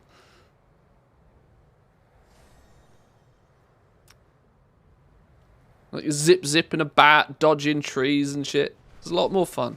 Oh, hello. Hello. Hello. Duck and move. Duck and move.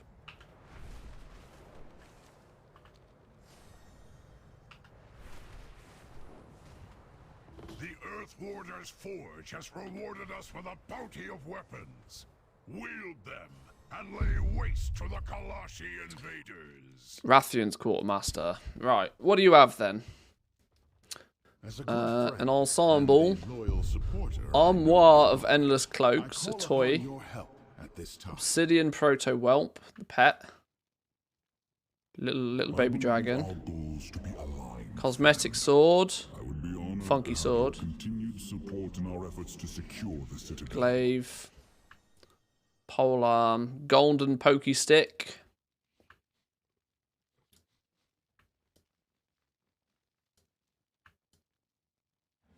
Funky claw. Cool looking. Cool. That's some cool transmog here. I can see why people are interested in this. 389 neck piece. Is that your wallet? Or are you just glad to see me? Toby O, thank you very Both, much for I the hope. gifties. Appreciate it. Thank you, thank you. Gold and black armor for the Drake. We can't preview that, unfortunately. Is that your wallet? Or are you just glad to see me? Both, I hope. Okay. Yeah, there's not really enough there. I mean, obviously, 2 high item level bits of gear is nice and all, but by next Let's make patch... sweet profit together. next patch, this will all be trash tier gear again. So I won't care. So I'm probably not going to be spending millions of gold power leveling this up right now. But I understand why people would. Stepping into the raid with what is basically 2 pieces of heroic gear, I can understand why those signets are expensive. Oh, Toby with a prime as well. Thank you, my man. Appreciate it. Enjoy your little Ichabod pet. If that's what you're after, I presume you were. Farewell.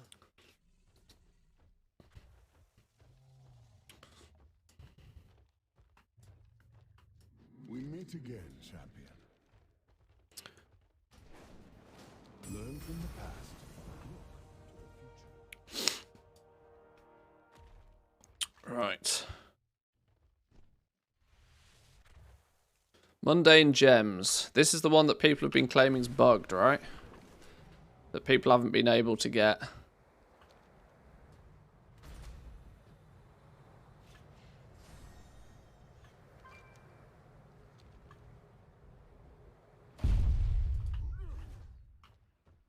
Let's make sweet, sweet profit together. Via Fu with the Prime Gaming as well. Thank you very much.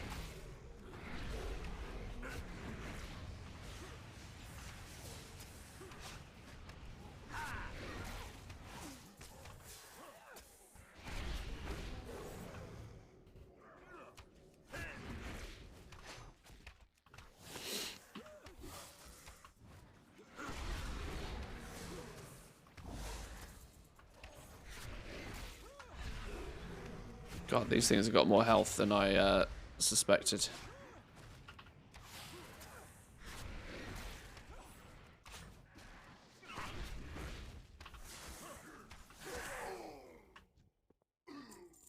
No token. What are we actually? What's the actual quest here?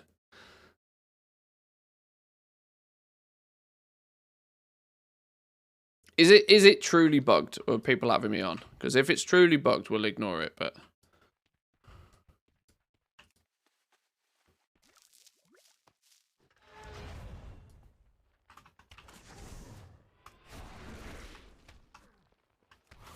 it was bugged on beta as well. Oh, was it really? Oh, that's not a good sign. That's not a good sign.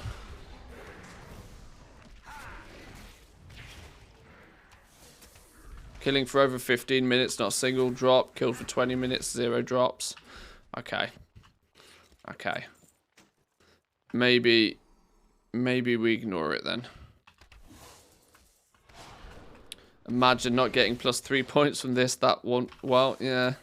Well, if it's bugged for me, it's bugged for everybody. And if it's bugged for everybody, it's probably bugged for me, so. Okay, let's go by the assumption that it is bugged then. If that's the case.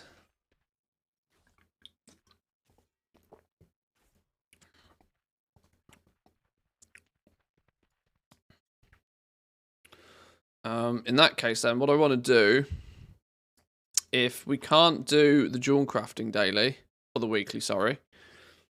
What's the other one? Proto Dragon Wings. Oh no, it's a Proto Dragon Wings one again.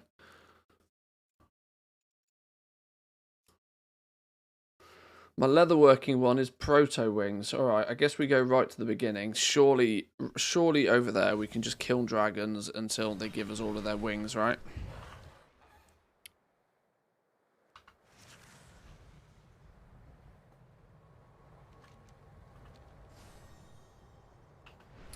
Leatherworking quest is cancer.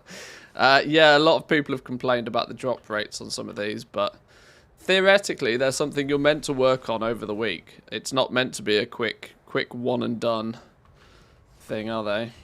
That's why they're weeklies. But yes, you're right. The drop rate could definitely be more favourable.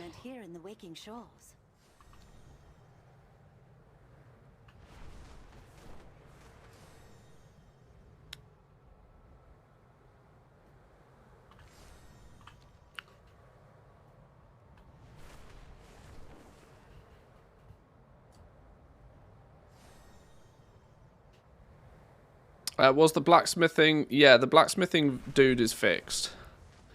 He's now dishing out the right stuff, apparently. These Dragon Scale Expedition flag things, by the way. I have a sneaky feeling. Place a flag on 10 of the tallest peaks. I have a sneaky feeling these are a weekly as well. Because I clearly remember doing that one already.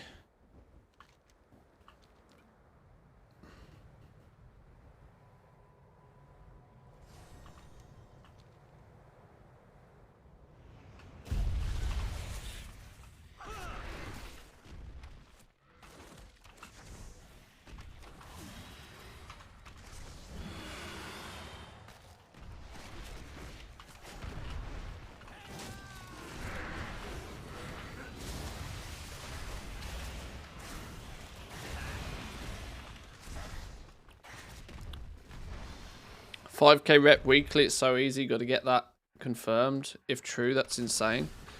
I cannot 100% confirm, but I do have my suspicions that they reset weekly. Oh, there we go. 2 out of 10 already. I don't know what you lot chatting about. Easy game. Practically 100% drop chance.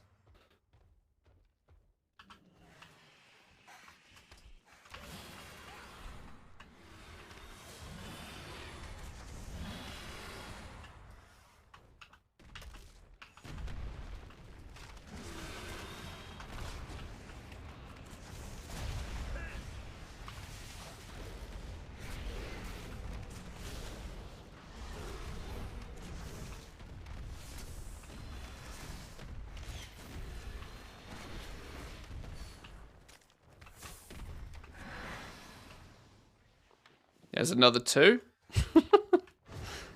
Maybe the drop rate on this one has been fixed then.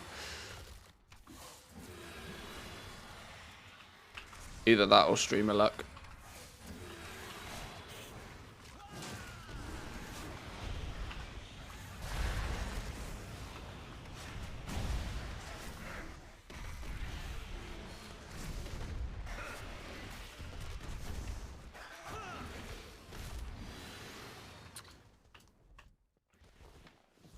Ossified hide. Leatherworking knowledge by 1. Don't mind if I do. Just checked, my flags haven't reset. Oh, okay then. Well, ignore me.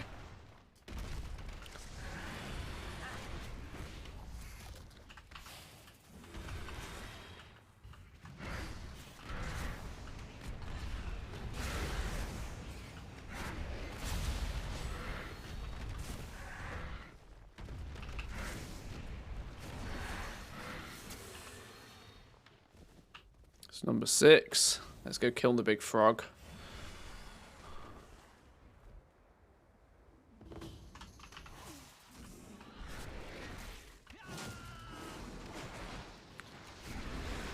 Did they change the World Quest respawns comparatively to other expansions? They used to spawn every now and then. Now they all seem to spawn with reset. Well, I think the final decision is that they're going to be twice a week. That you're going to be able to complete your world quests twice a week, which means they will have pretty fixed start and stop times.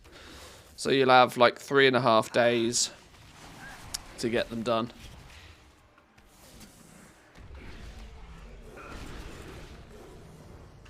And with reset, they probably will reset, you know. Plate? 356 plate? Been scammed. Oh, inventory's full. Oh dear. Get rid of you. I want me trophy more than anything else. There we go. Oh, goddamn inventory problems. Okay, I guess we learn our leatherworking knowledge point. There we go.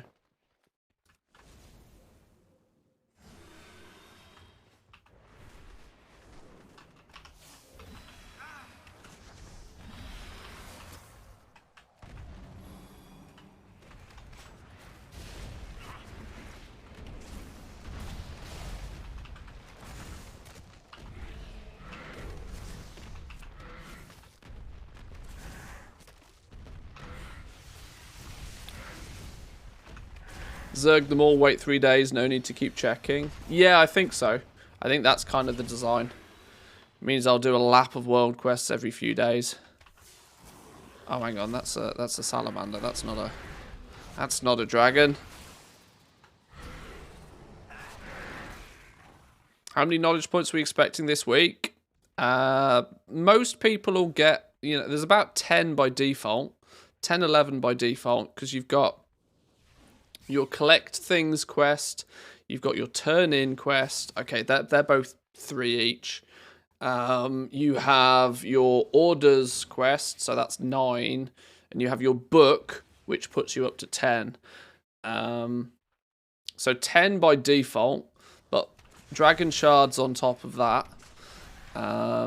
There's also, this is not totally been 100% figured out by people yet, what the exact mechanics of this are, but certain professions get certain things to drop off killing certain mobs. I don't truly understand the mechanics of that yet, though.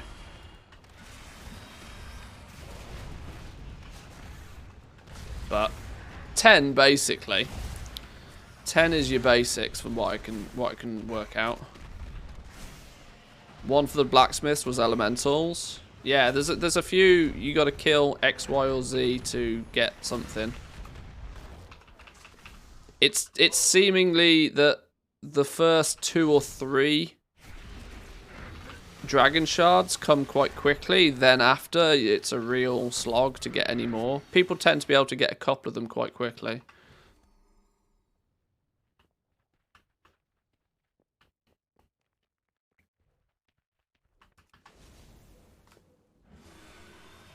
My entire bag and quest log is so full. Yeah, I need to do dungeons. In fact, I'm actually going to queue up 4 random dungeons just to hopefully tick off some of the dungeon quests I have in my journal. Clogging up everything.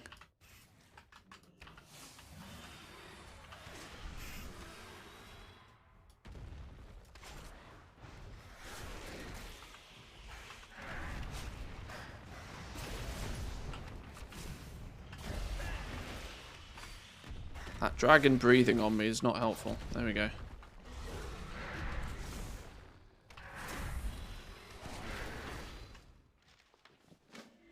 What is this? Story of a memorable victory. Oh, this is the Tuskar rep thing. How often do these things drop?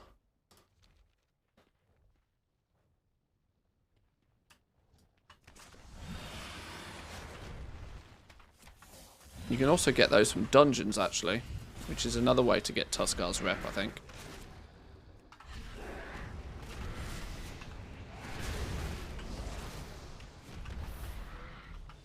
Anybody know if you're supposed to reach skill 100 blacksmithing when you specialised in melting? Oh, how you're supposed to do it? I don't know. It's proving a little bit tricky to get certain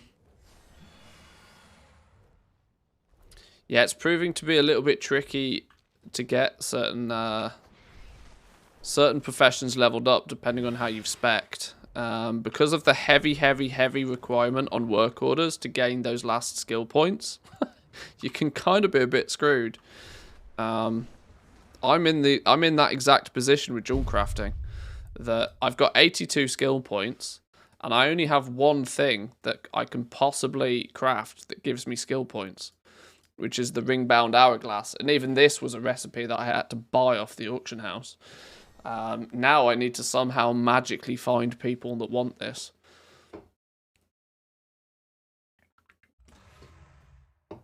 Which either requires me to camp the work orders with no knowledge of whether people are actually putting work orders in for these in the first place, or I need to be spamming trade chat like an absolute lunatic to try and get somebody to buy one. And then I need to do that potentially 18 times. It doesn't look very favourable. I doubt anybody will take a ring without a missive. I don't suspect people will, but like, it's yeah, it leaves me in a bit of a sticky situation. What I'm probably going to have to do is get these trinkets. Dragon Scale Expedition 13, I get 2 of the trinkets. There's much stronger chance, I feel, of somebody wanting the trinkets, but you know, you're at the mercy of the work order system, and this was the design of it, right? These last points are going to be an absolute pain in the ass for some players, and there's not a lot you can do about that. Let me try and clean some inventory space real quick. I have many lucky doos. You like?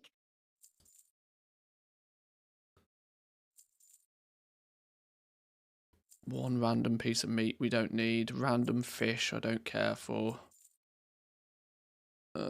Maybe meat we can just sell and buy it if I need it.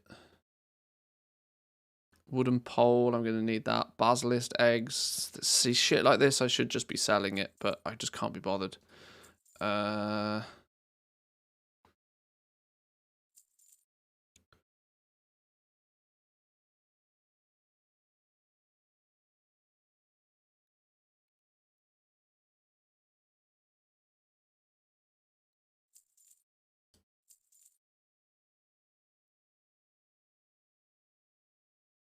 Right, there's a bit of inventory space. It's not a lot, but it'll do.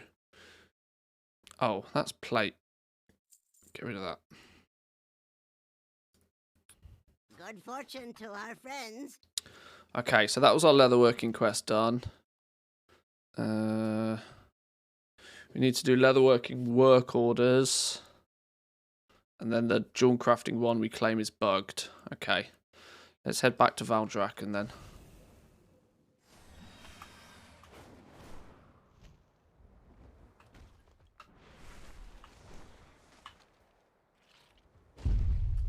Well, spit it out. If you ever The jewel crafting box, it's useless after you get the tool. People keep telling me about the jewel crafting box.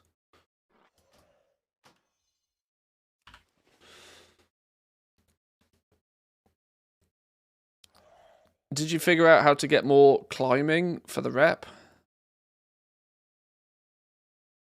I don't know what you mean. Oh no, this is why you should never take flight paths, because you find treasures en route that you should be picking up. This is why you don't take flight paths.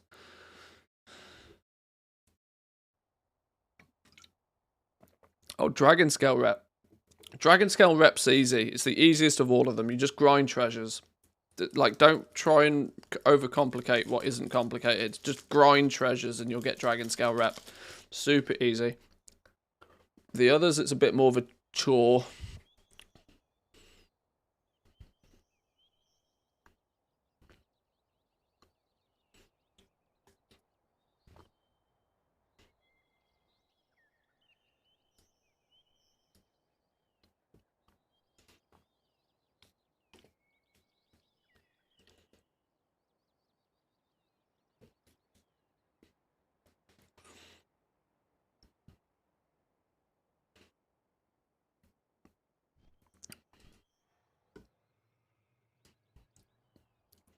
Back down to good old 15 FPS in Valdrakken.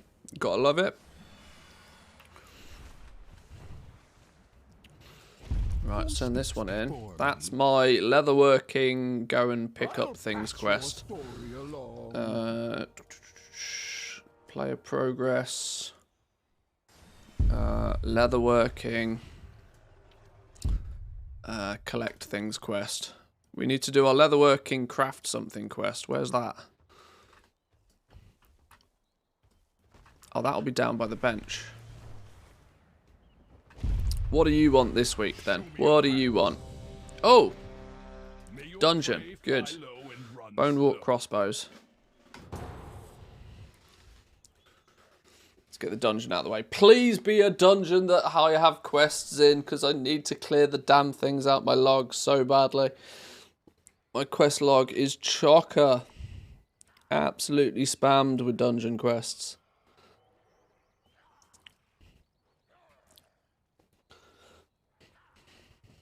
Bows are kind of expensive this expand. Yeah, they're not the vendor shuffle they once were, are they? Welcome in here, Cons. Good to see you, my man. Are you all up and running on like 20 different realms yet? I suspect you're probably halfway there at least. Alex Raza charged us with protecting the life pools from the primalists. I pray they have not infiltrated too deeply. Ensure the eggs are safe and eliminate any threat on these sacred grounds.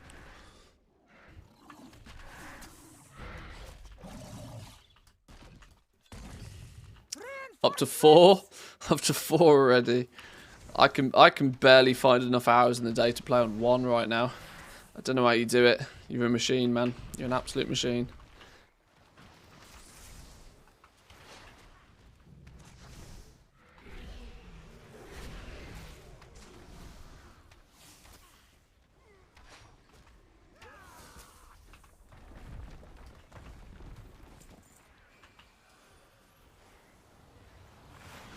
If only you could have understood the righteousness of our cause. Such a pointless death. This is actually the first time I've done this dungeon. I've not been here before. I've not done a whole bunch of the dungeons. I actually tend to try and keep the dungeons to be the one thing I don't test. The one thing I don't test, the one thing I don't read up on, the one thing I don't particularly prepare for. Oh, that was my ninja pull. Whoops. One thing I tend not to pay too much attention to until I do it is the dungeons. Just because I think that they're kind of quite a unique thing in WoW. And it's the one very last thing left in the game that can remain a bit of a mystery for me. And it's a sense of exploration, which I enjoy. Oops, don't stand in the fire. Rule 1 of, well, everything, really.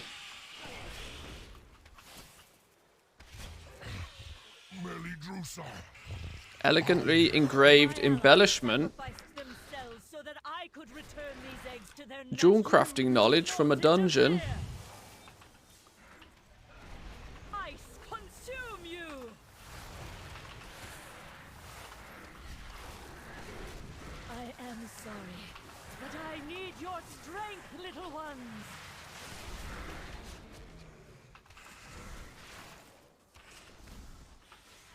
No.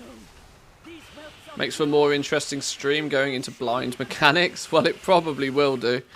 Because I am quite sure there'll be something that I don't know, and it'll just slap me.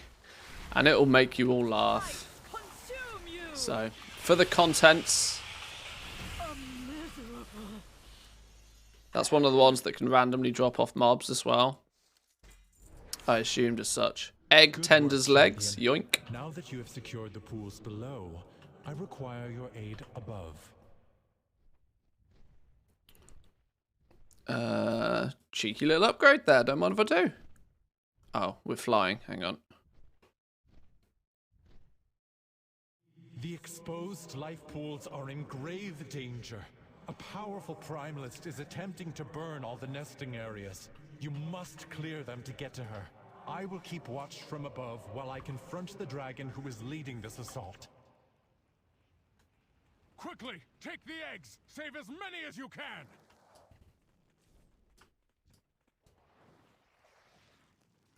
Right, apparently we're just running. Apparently this dude knows what he's doing, so I'd hope. He seems to have pulled the entire fucking map. I hope he does know what he's doing. Let's not blow anybody else up. I guess that's a bomb. Yeah, it's a living bomb. Well done. You have secured the first pool. Now see to the others.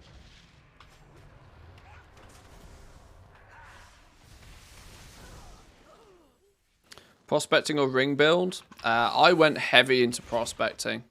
I've always found that there's lots of gold to be made in prospecting. It requires you to know your numbers, requires you to do the maths on it, but if you do just that, there's usually lots of gold to be had in prospecting. But this expansion, it's very quickly becoming very, very important to min-max it. More so than there ever was. Previously, it was just about, well, you know, it was more about actually getting your materials at the right price. Whereas now, it doesn't matter too much because everything's a little looser. I don't think that's really the best description of it, but because there's more to it, because you're prospecting a lot more components, there's 5 different gem colors, there's 2 different rarities, you've got your diamonds. More importantly, there's then further shuffling that can be done in terms of making all of the clasps and making the lenses and stuff like that as well. So prospecting in a weird way kind of gives me Factorio vibes. I don't know other people who have played Factorio would agree or not, but the fact that you're taking one thing and converting it into something else and then taking the byproducts from that to make something else, and the trick ends up then being just utilize everything. Leave no waste. If you leave no waste, you're likely to turn a profit.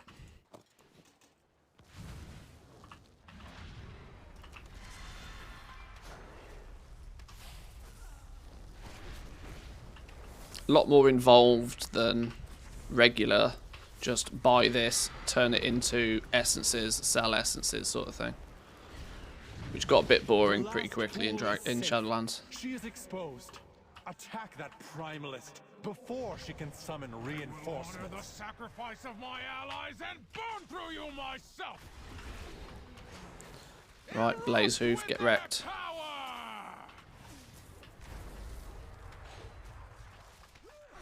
Fire, consume my enemies.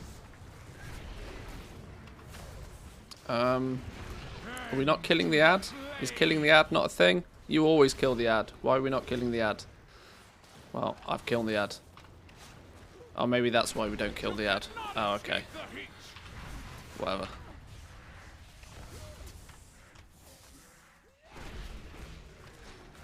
Faster dungeon queues for Horde? You're probably right. There probably are. I've not even considered that, to be honest. But you're probably right. Dungeon queues are probably pretty speedy. What is it like for Alliance right now? I still kind of forget that I've gone Horde, because it doesn't really make much difference to how the game plays out. But oh, hey, quests here. What's this? Do things and do things. Okay.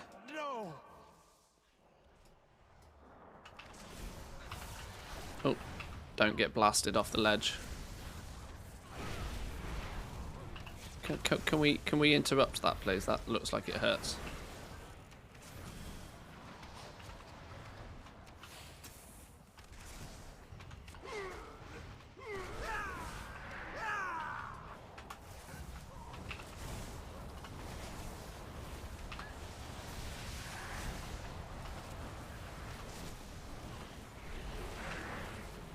There's an absolute world going on right here, and I've got no idea what I'm meant to be paying attention to. That's why I don't do dungeons. It's just chaos.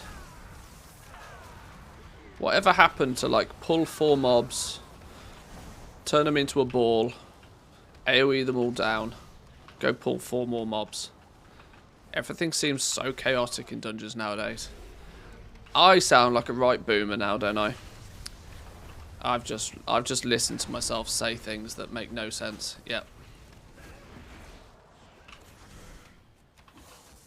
Yeah, you did. I had to say it before somebody else did. Okay, what am I meant to be doing here? Paintings or something?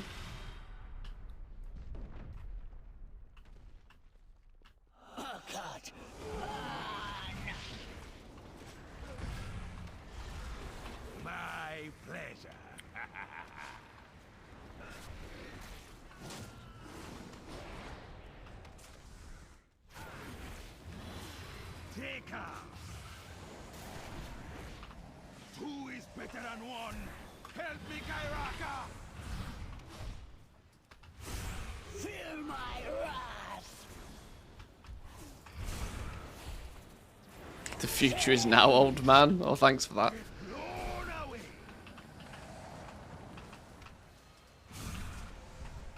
Expertly dodged. Expertly ninja pulled. Misdirect tank. Problem solved.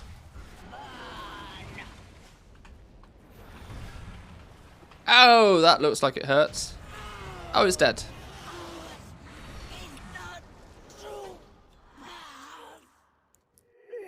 Right. Did we... Okay, apparently that was everything. Whew. Can't keep up with some groups. They speed along, pulling everything into one big group. I get chain pulling. Chain pulling's great and all, but like, I suppose it's because I haven't done the dungeons. Once you've done the dungeons 7 times, I guess it's just like go go go mode. It is good to see you, hero.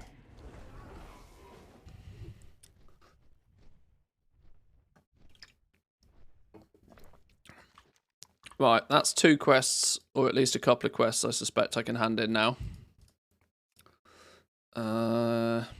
Waking Shores, Ruby Life Pools, we can turn that one in.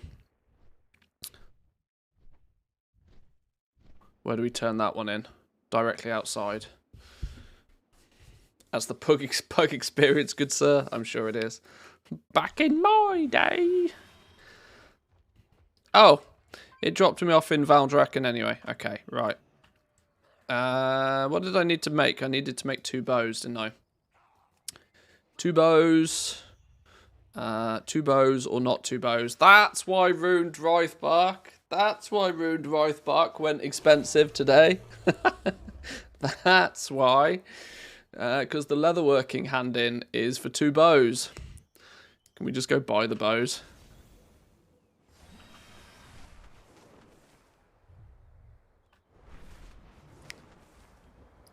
Is Valdrakken 20 FPS for everybody?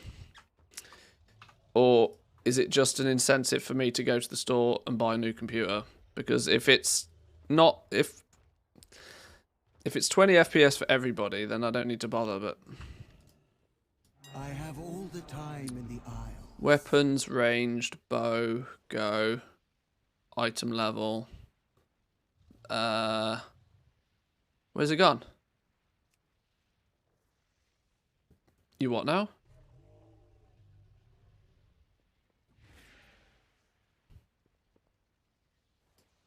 You have a Hello? bright future.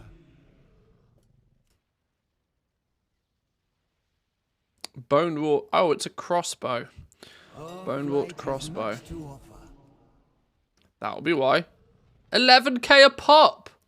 11k a pop! Somebody's done a number on all of the leatherworkers out there. That's hysterical. Genius. That's really clever. I tip my hat to that person. That's really clever. You know, that probably also means that's probably why the where is it? The Ruined Wraithbark is now 5k a piece. Oh, I love it when goblins do goblin things. That's very clever.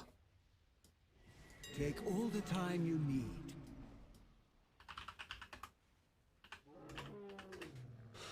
Ruined Wraithbark. Stupid expensive all of a sudden. Yeah, clearly a reset there. Aren't there lower item levels for the crossbow? Oh, there may be. But the problem is, there's probably not, because people can't make them.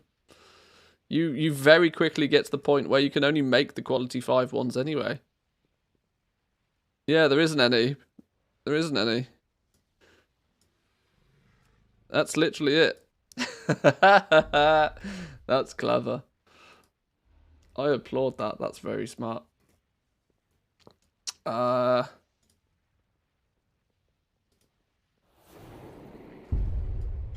knew you would like my wares.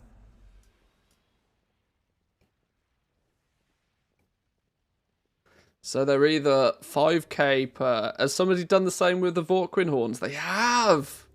This is clever. This is your That's a really good example of how you do it properly. Because if you're going to try and corner a market, you need to corner the materials that go into that as well. Doing it on a crafted piece of gear is ballsy. Somebody's dropped some serious cheddar in trying to achieve this today. But that's clever. I like that.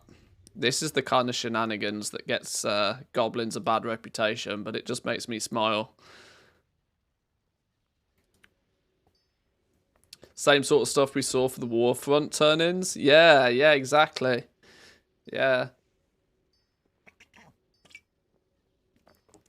Will this be a new thing? Log in as soon as possible on the weekly reset. See which profession quests are up.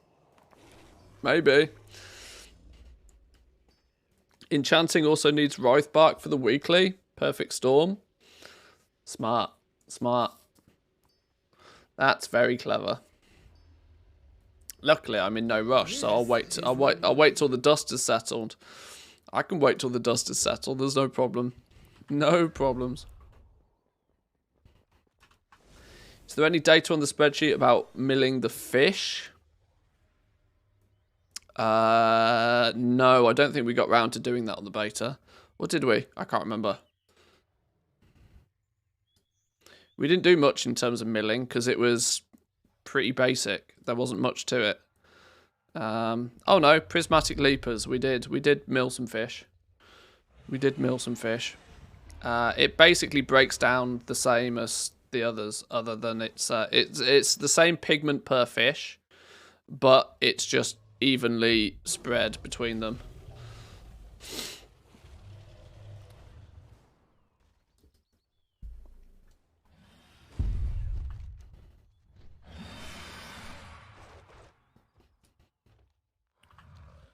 I haven't leveled cooking actually, you know.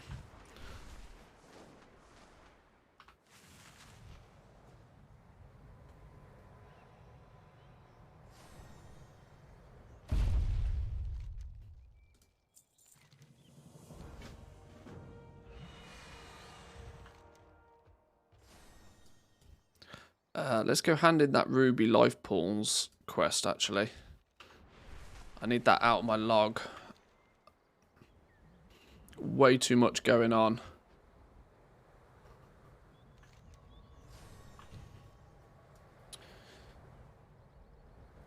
Doing a world tour fishing the prismatic leaper pool seems like a good way of making 2 to 5k in about 10 minutes. Is it quite quick and easy, is it? This is going to very much become an expansion for farming. I mean, I can see it now. Oh my lord, that's actually an upgrade. Continue to serve. Yeah, it's very clearly going to be that the crafting professions might end up just being annoying. There'll be some people that can power through with them, and the very best of the best crafters will probably run away and steal all of the work orders. Yet farming may just end up being where it's at. Annoyingly so, because I'm not a big fan of farming, but I can clearly see it now that the work order system is going to really hamstring crafters from being able to really make much gold, especially when people get to the point where if you don't have an optimal spec, you won't be able to compete with the intermediates either, which is already kind of starting to happen. I mean, in jewel crafting, for example, clasps, I'm 1 point away from guaranteeing quality 3 clasps. If I'm only 1 point away, people have already done it, meaning that this market now, unless you're optimal, you're not competing. Your cost of making quality 3 clasps is going to be 4 times the price of somebody that can guarantee them. Glossy stone is in the same position. Frameless lenses, people can spec into. This requires an optimal spec to get these at quality 3. So there'll be still some profit in this for a while. Vials is going to be a fun one, because you're looking at the alchemy market primarily, which is just going to be bonkers the next few weeks. But the long term of the crafting professions is going to be that the work order system is going to be a lot to work with, I feel. And it will switch from crafting bits of gear to people to recrafting. It'll all be about recrafting before too long.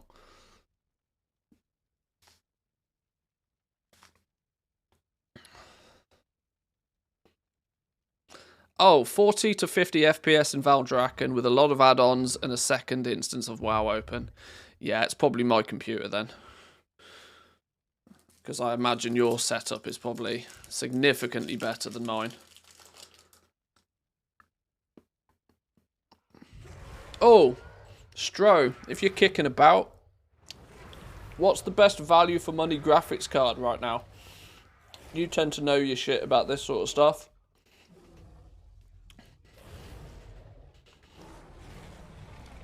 based upon the fact that I would probably prefer to stay NVIDIA.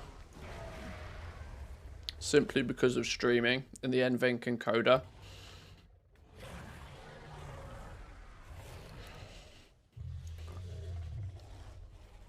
$4090 Ti, obviously. Well, I have a 3060 Ti, which I think is probably fine.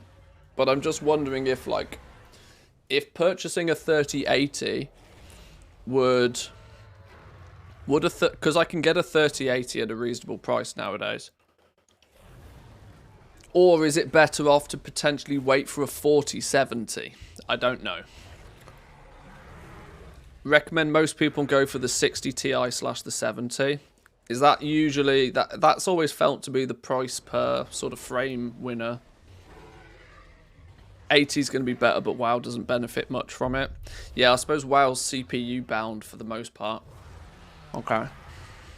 I'm just contemplating my options, because instead of upgrading my current PC, I'm very tempted to just completely build a new one. And if I do completely build a new one, then it will be obviously with a new graphics card as well.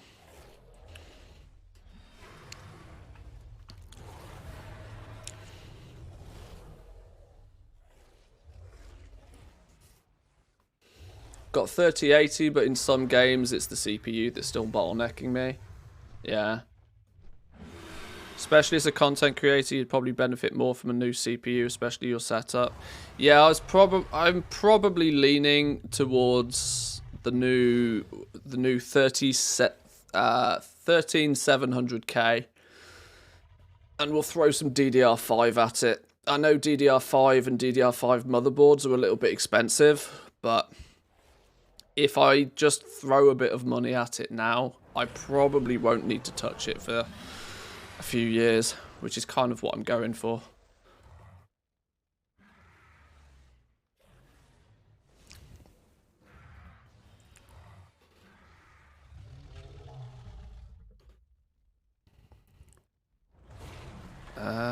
Who am I lacking in rep-wise? I either need to get Dragon Scale up to 13 or Tuskar's up to 10. I tell you what, I have tools at my disposal for this exact purpose. Tuskar's. I've done everything with the Tuskar's until I reach level 8 with them. Is there? Intrigued. Tuskar, Rivermouth Fishing Hole, Grimtusk Fishing Hole. There's guides for these even. Oh, Zygor, you do surprise me. Let's just go and do some of this.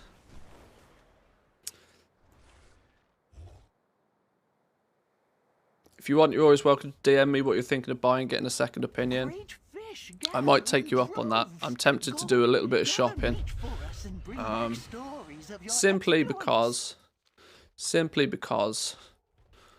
I clearly need a new computer.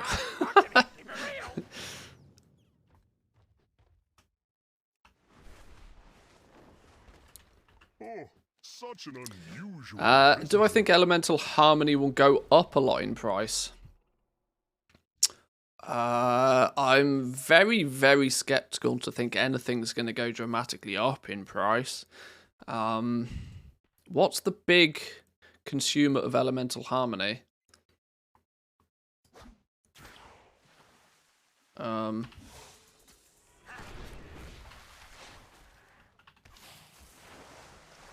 Yeah, I don't know what the big consumer of Elemental Harmony is.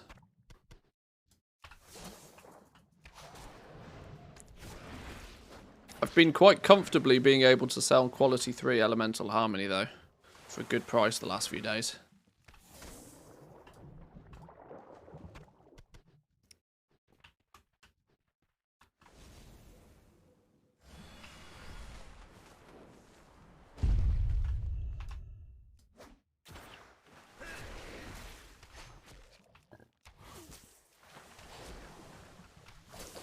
Oh, raid potions are going to use it? Well, that's, what? Oh, you must unblock the, oh, I need to do a quest to unblock this, okay.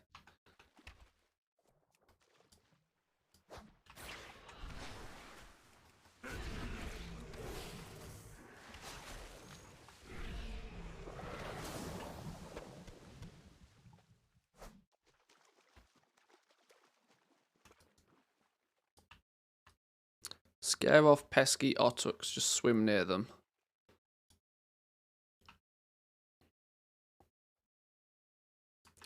Hang on. Hang on. Hang on.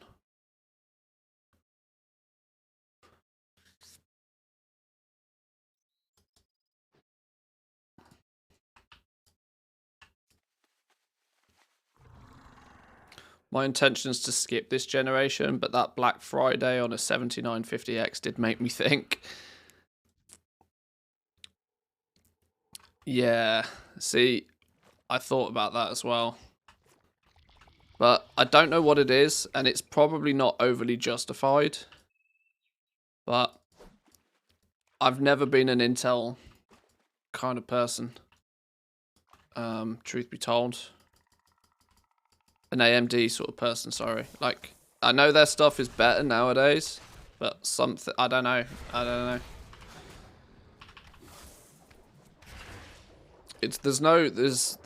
There's no sort of particular bias other than the fact that I've never really had a problem with Intel. So I tend to not worry too much.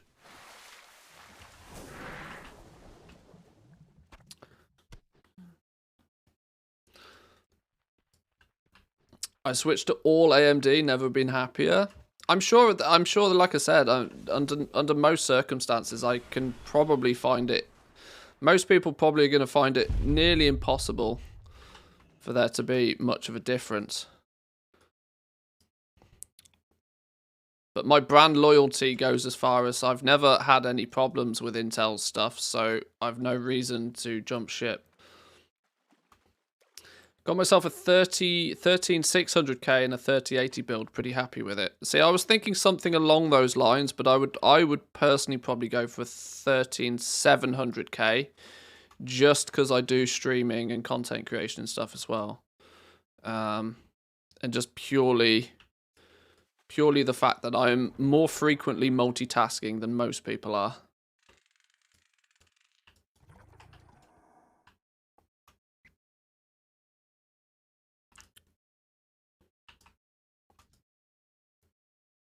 Have you been scared already? You seem to be scared already.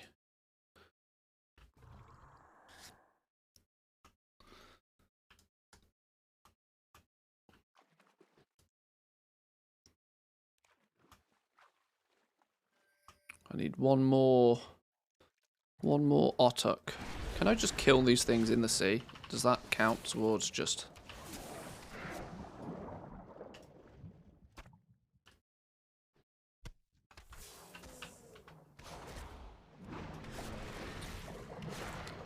$5800X3D is the best for both. Yeah, I looked at those. The problem is in Finland they're pretty hard to get hold of. And I'm not particularly overly keen on, you know, buying off the second-hand market if I can get away with it.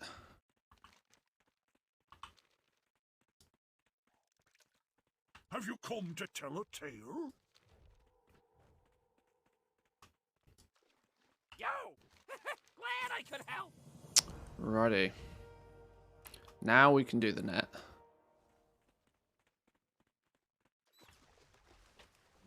Set fishing nets.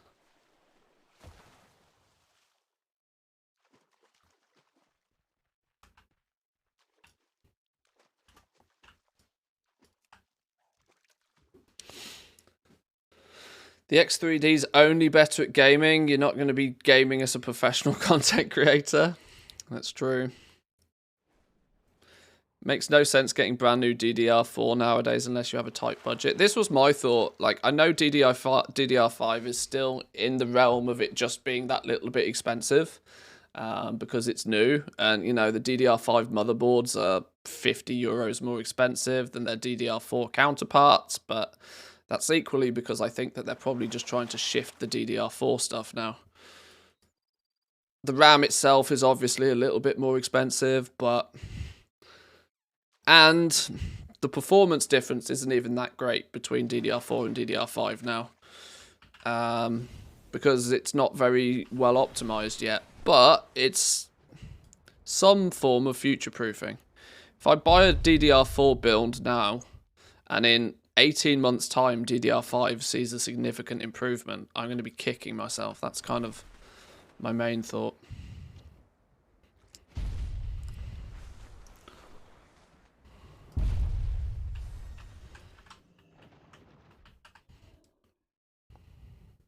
Where's me net? There's the net.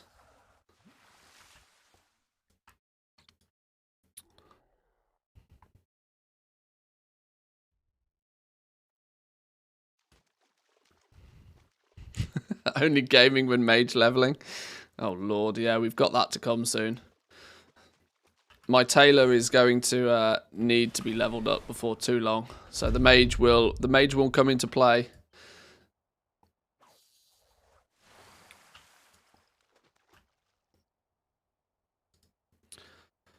I'd agree with the mentality, but for DDR4 that didn't really work out. Well, that's always the risk you take with being a early adopter. Sometimes you win and it pays off, sometimes it doesn't, but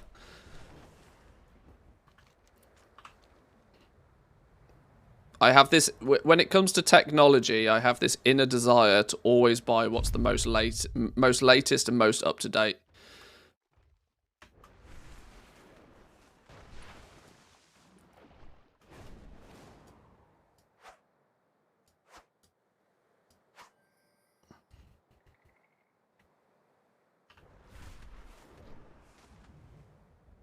Am I a sucker for thinking that way? Probably. The fishing is good today. But I don't know. Who might you be? Boom, there we go. There we go.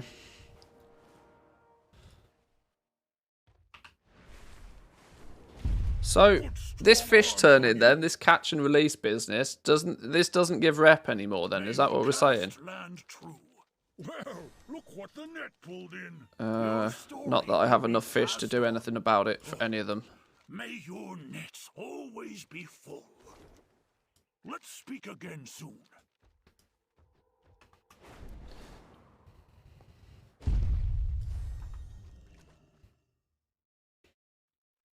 No rep from fish turn-ins. So all it does is if you turn in the fish, all it does is repopulate the pools, I guess, now.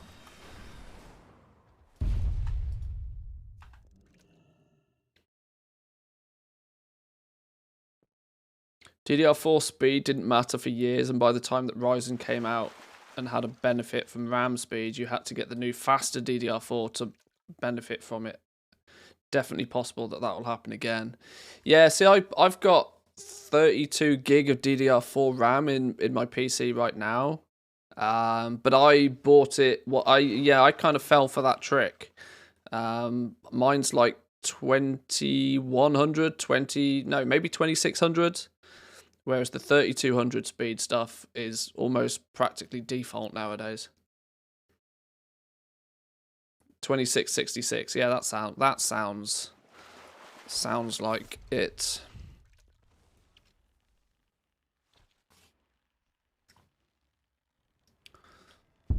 Have I done the quests in the plains? I swear half of the quests are kill any animal on sight. The centaurs, the centaurs would like to see the world burn, I think.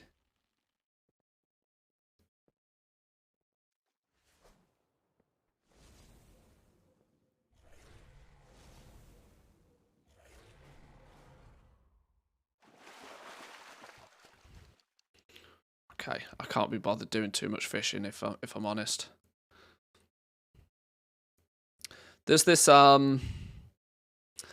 there's an interesting phenomenon happening, which doesn't happen all too often in World of Warcraft, that I'm really enjoying, and it's looking at the map and having loads of stuff to do, knowing I have loads of stuff to do on loads of alts, and looking forward to doing all of it.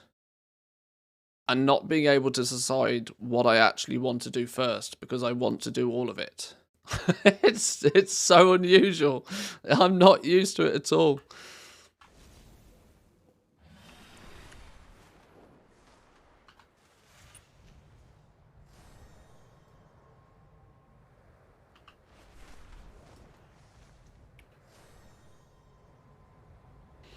I'm sure it's I'm sure it's something that will wear off pretty quickly.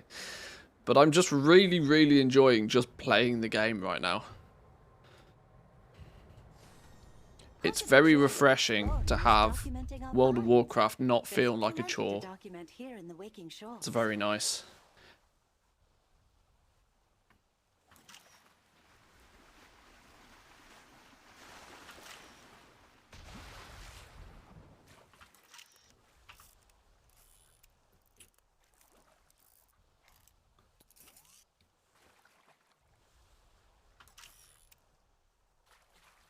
All I can say, though, is that I fell into the having 2 PCs trap as well. I feel like it's been a mistake.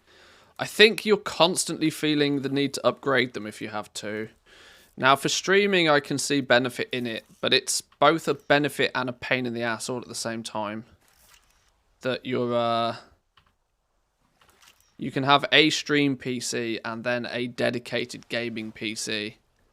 But I don't know nowadays if with the outrageous performance that you can gain off single CPUs, whether it's really that beneficial, which is why I haven't done it.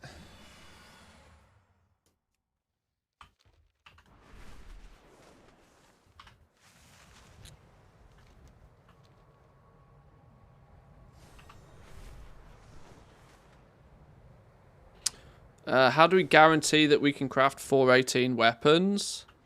I'm not gonna give you $100. Min-max the absolute... Thanks for all your content. Appreciate all the hard work you do to turn other people into goblins. Hey, Franny, thank you very much for the $10. Appreciate it. Thank you very much. Am I really turning people into goblins? Are we really?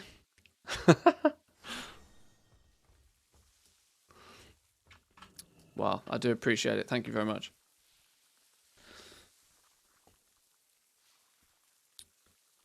I think it only becomes worth when you have 6 DSLR cams and a VR setup and multiple audio. Yeah, exactly. I think if you're trying to do stuff at a ridiculous level, then maybe.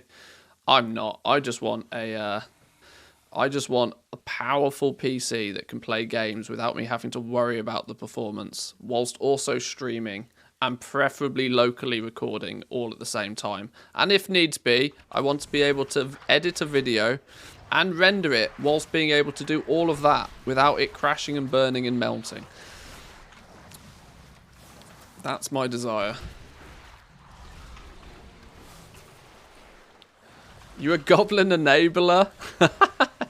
Oh dear.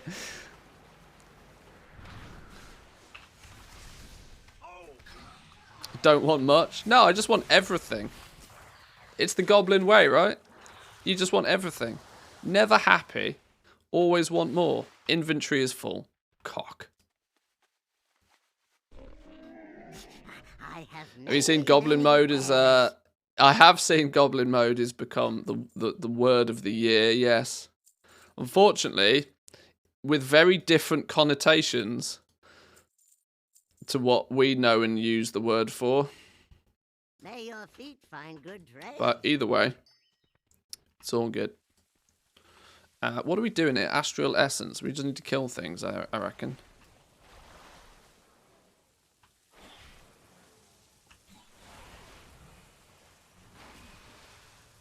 Soon you'll say you want more bag space too?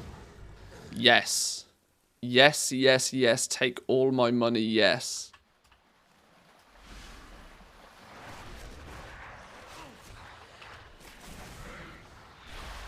I don't know what Blizzard doesn't understand about this. That 2 more inventory slots every expansion does not cut it. Have you seen the amount of materials I have in my bags? And that's only one profession. I need to get myself one of those bigger reagent bags though. This silly little, what is it? 1, 2, 3, 4, 1, 2, 3, 4, 5, 6. 6 times 4, 24. This 26 slot bag is not cutting it. I need another 10 slots on top of this. That is an absolute must.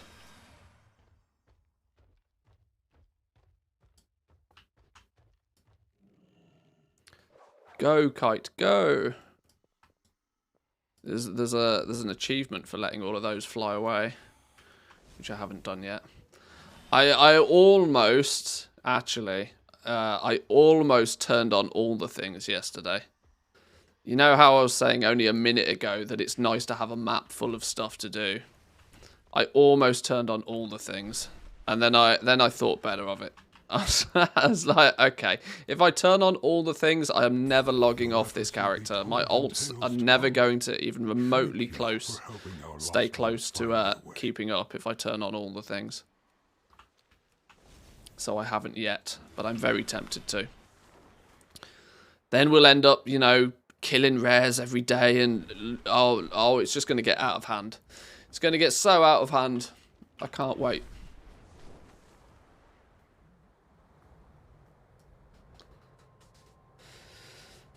Or in Elder Scrolls Online, where you just have unlimited material bag.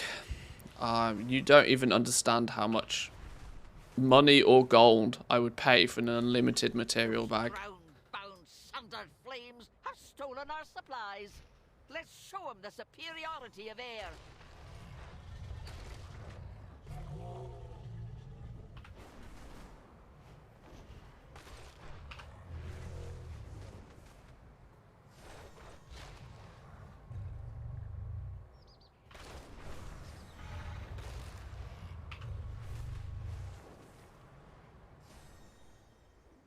Those ground clowns don't know what just happened. Hey, we're now at 11. There we go. That's what we needed.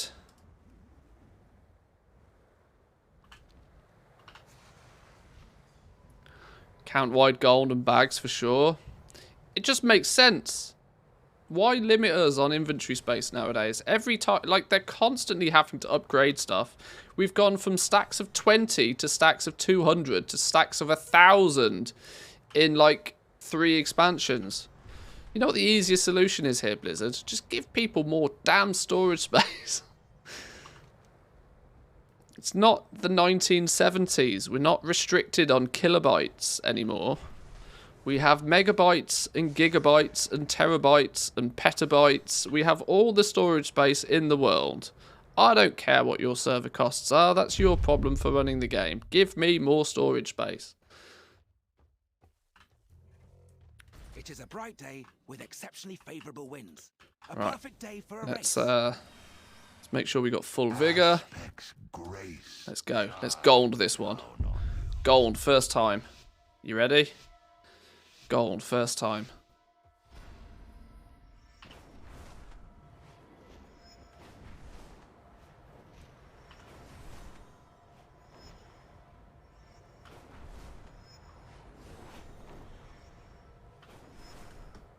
This is where you really need your FPS to hold out.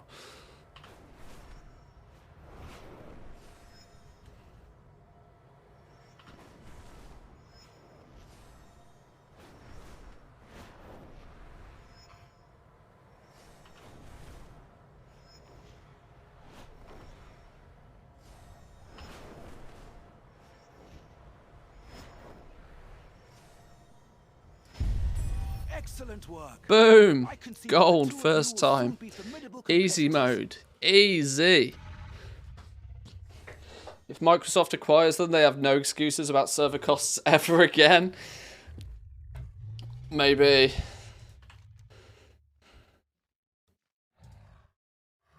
Cooked caviar for a two-handed polearm. Okay. I'm just cleaning the map now. I've decided that trying to do anything in any specific order is not worth. I'm just going to clear the map. How do we do cooked caviar then? Let's park up here just for a second.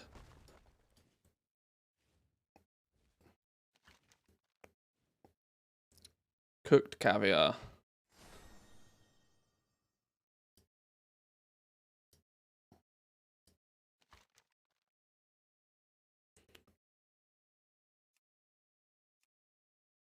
Where's the Zygor button? There's the Zygor button.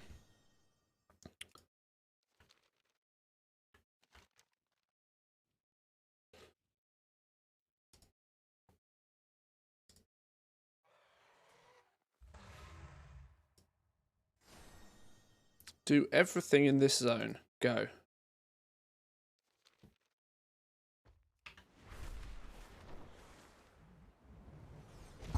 Great fish gather in droves. Go, gather meat for us and bring back stories of your exploits. Cast harpoon. Oh, I see. I see what we're gonna do.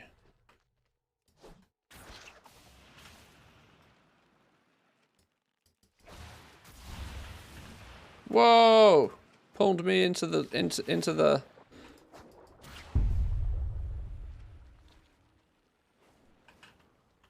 That fish is flying. Okay.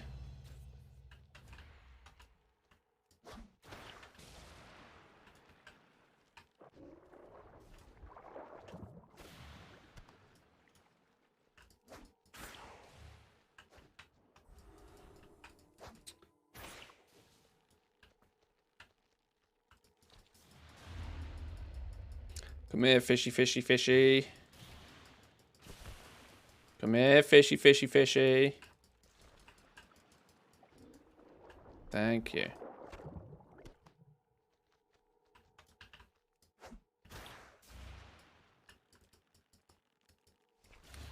You should get the Dark Moon Fair buff if you're smashing at. You're actually very right. I should.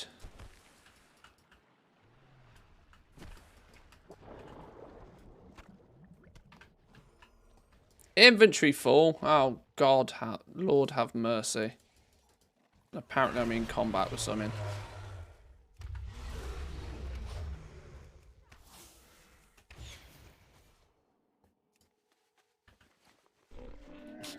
Methinks I should probably drop off a whole bunch of crumbled stone, put it in me bank. World of Warcraft is slowly turning into an inventory management simulator. Many farewells.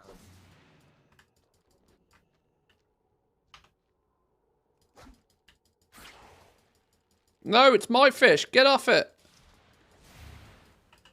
Good, Druid.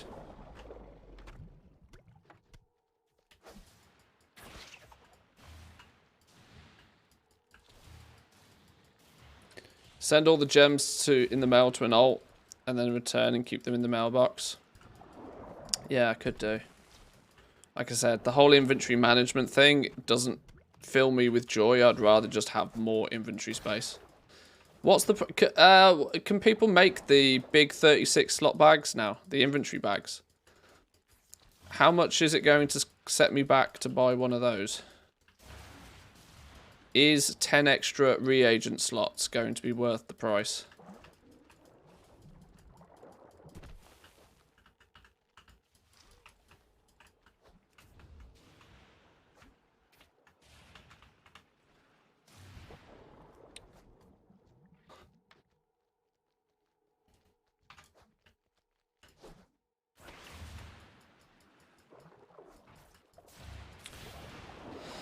How are people posting rotten tuna to the auction house?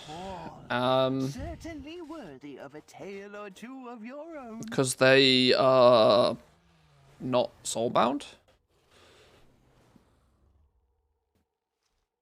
The reagent bags are cheap on NA, only 2 to 3k.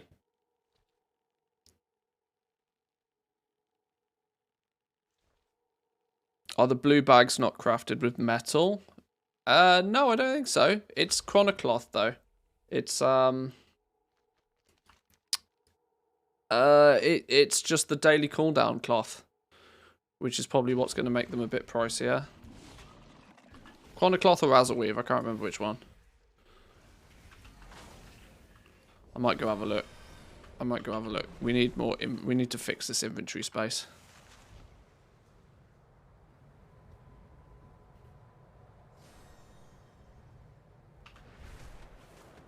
Hang on, quest. I can't leave a quest. Blessings upon you. I'm not going to do it yet, but I need to pick it up all the same.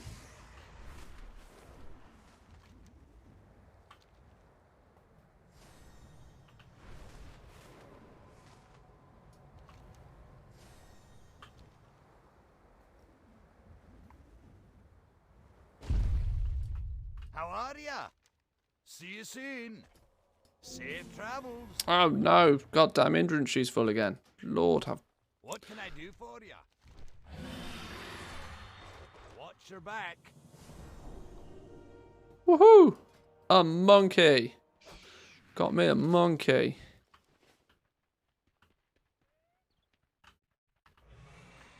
Hang on, yet more quests. Lord. I tell you what, not only do we need more bag space, more quest log space. Jesus.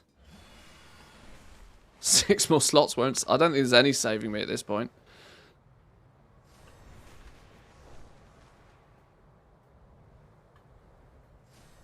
As far as inventory space is concerned, we are done.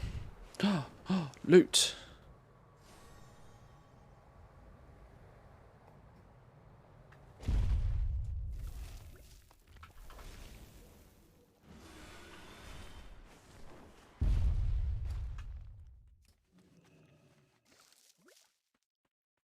No, that's actually the one I want. Don't cuck me on the one I really want. Whoa, they're 115 gold. I can't throw those away. Oh,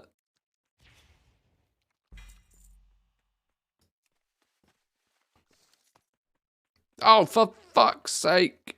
Get out of here. That's the one I actually want. My molten dragon scales. Leatherworking skill. Leatherworking designs. We can get rid of that one as well.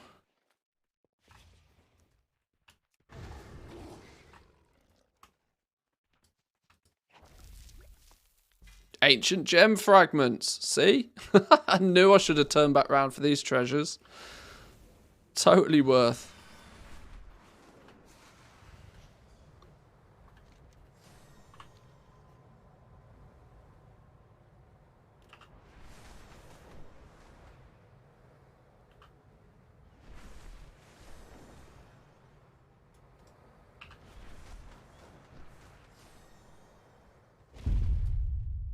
Now, where's it gone? Did it not say there was a treasure around here somewhere? I swear it did. It did. Now it's gone. Ah, it's going to be phasing it. Stupid game. How can I help? Until next time. Rescue Lobbins, bring him back. Get a pet. Cool. Again.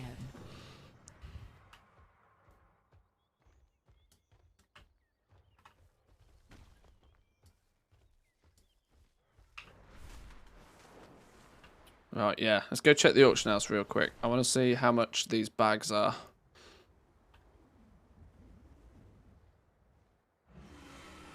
Because if they're not outrageous, we'll resupply on some big bags.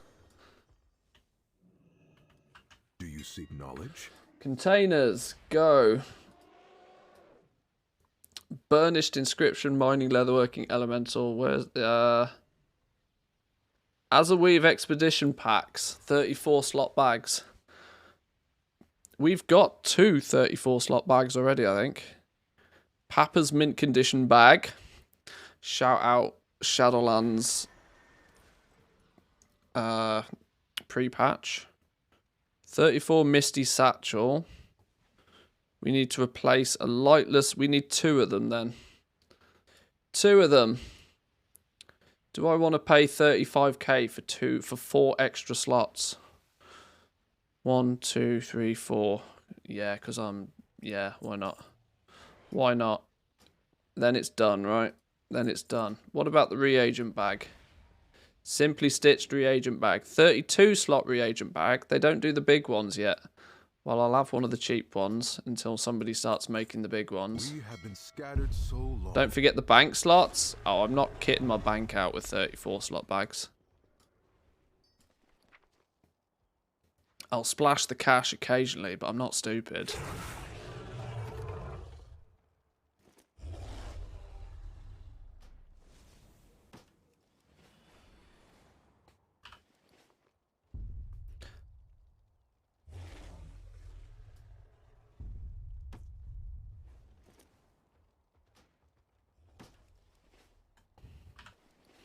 Bingo. Oh no! That's reshuffled everything in my bags. Oh no! Now I've got to reposition everything so my OCD doesn't die. Oh lord, okay. It gets worse.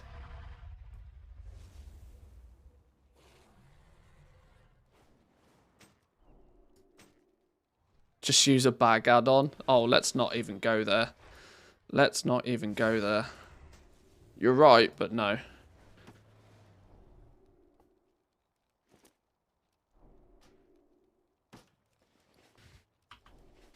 Right, that's slightly better. Okay. Right, well there was an unnecessarily large amount of gold spent and my inventory is still absolutely grim. Okay. Well though, boys and girls, I'm actually going to call it here for today. I've been putting in way too many stream hours the last few days for my liking, so I'm going to take it a little bit easier today. We'll be back tomorrow though. I'm also hungry if you can't tell. We'll be back tomorrow. We've got some speculation to do the next few days in terms of what's going to be popping as of next week when the raid launches. But yeah. Happy reset day. Enjoy going and doing everything again. Enjoy doing everything again. We will fire through this a bunch tomorrow. So enjoy yourselves. And yeah, have a good one. See you all next time. Peace.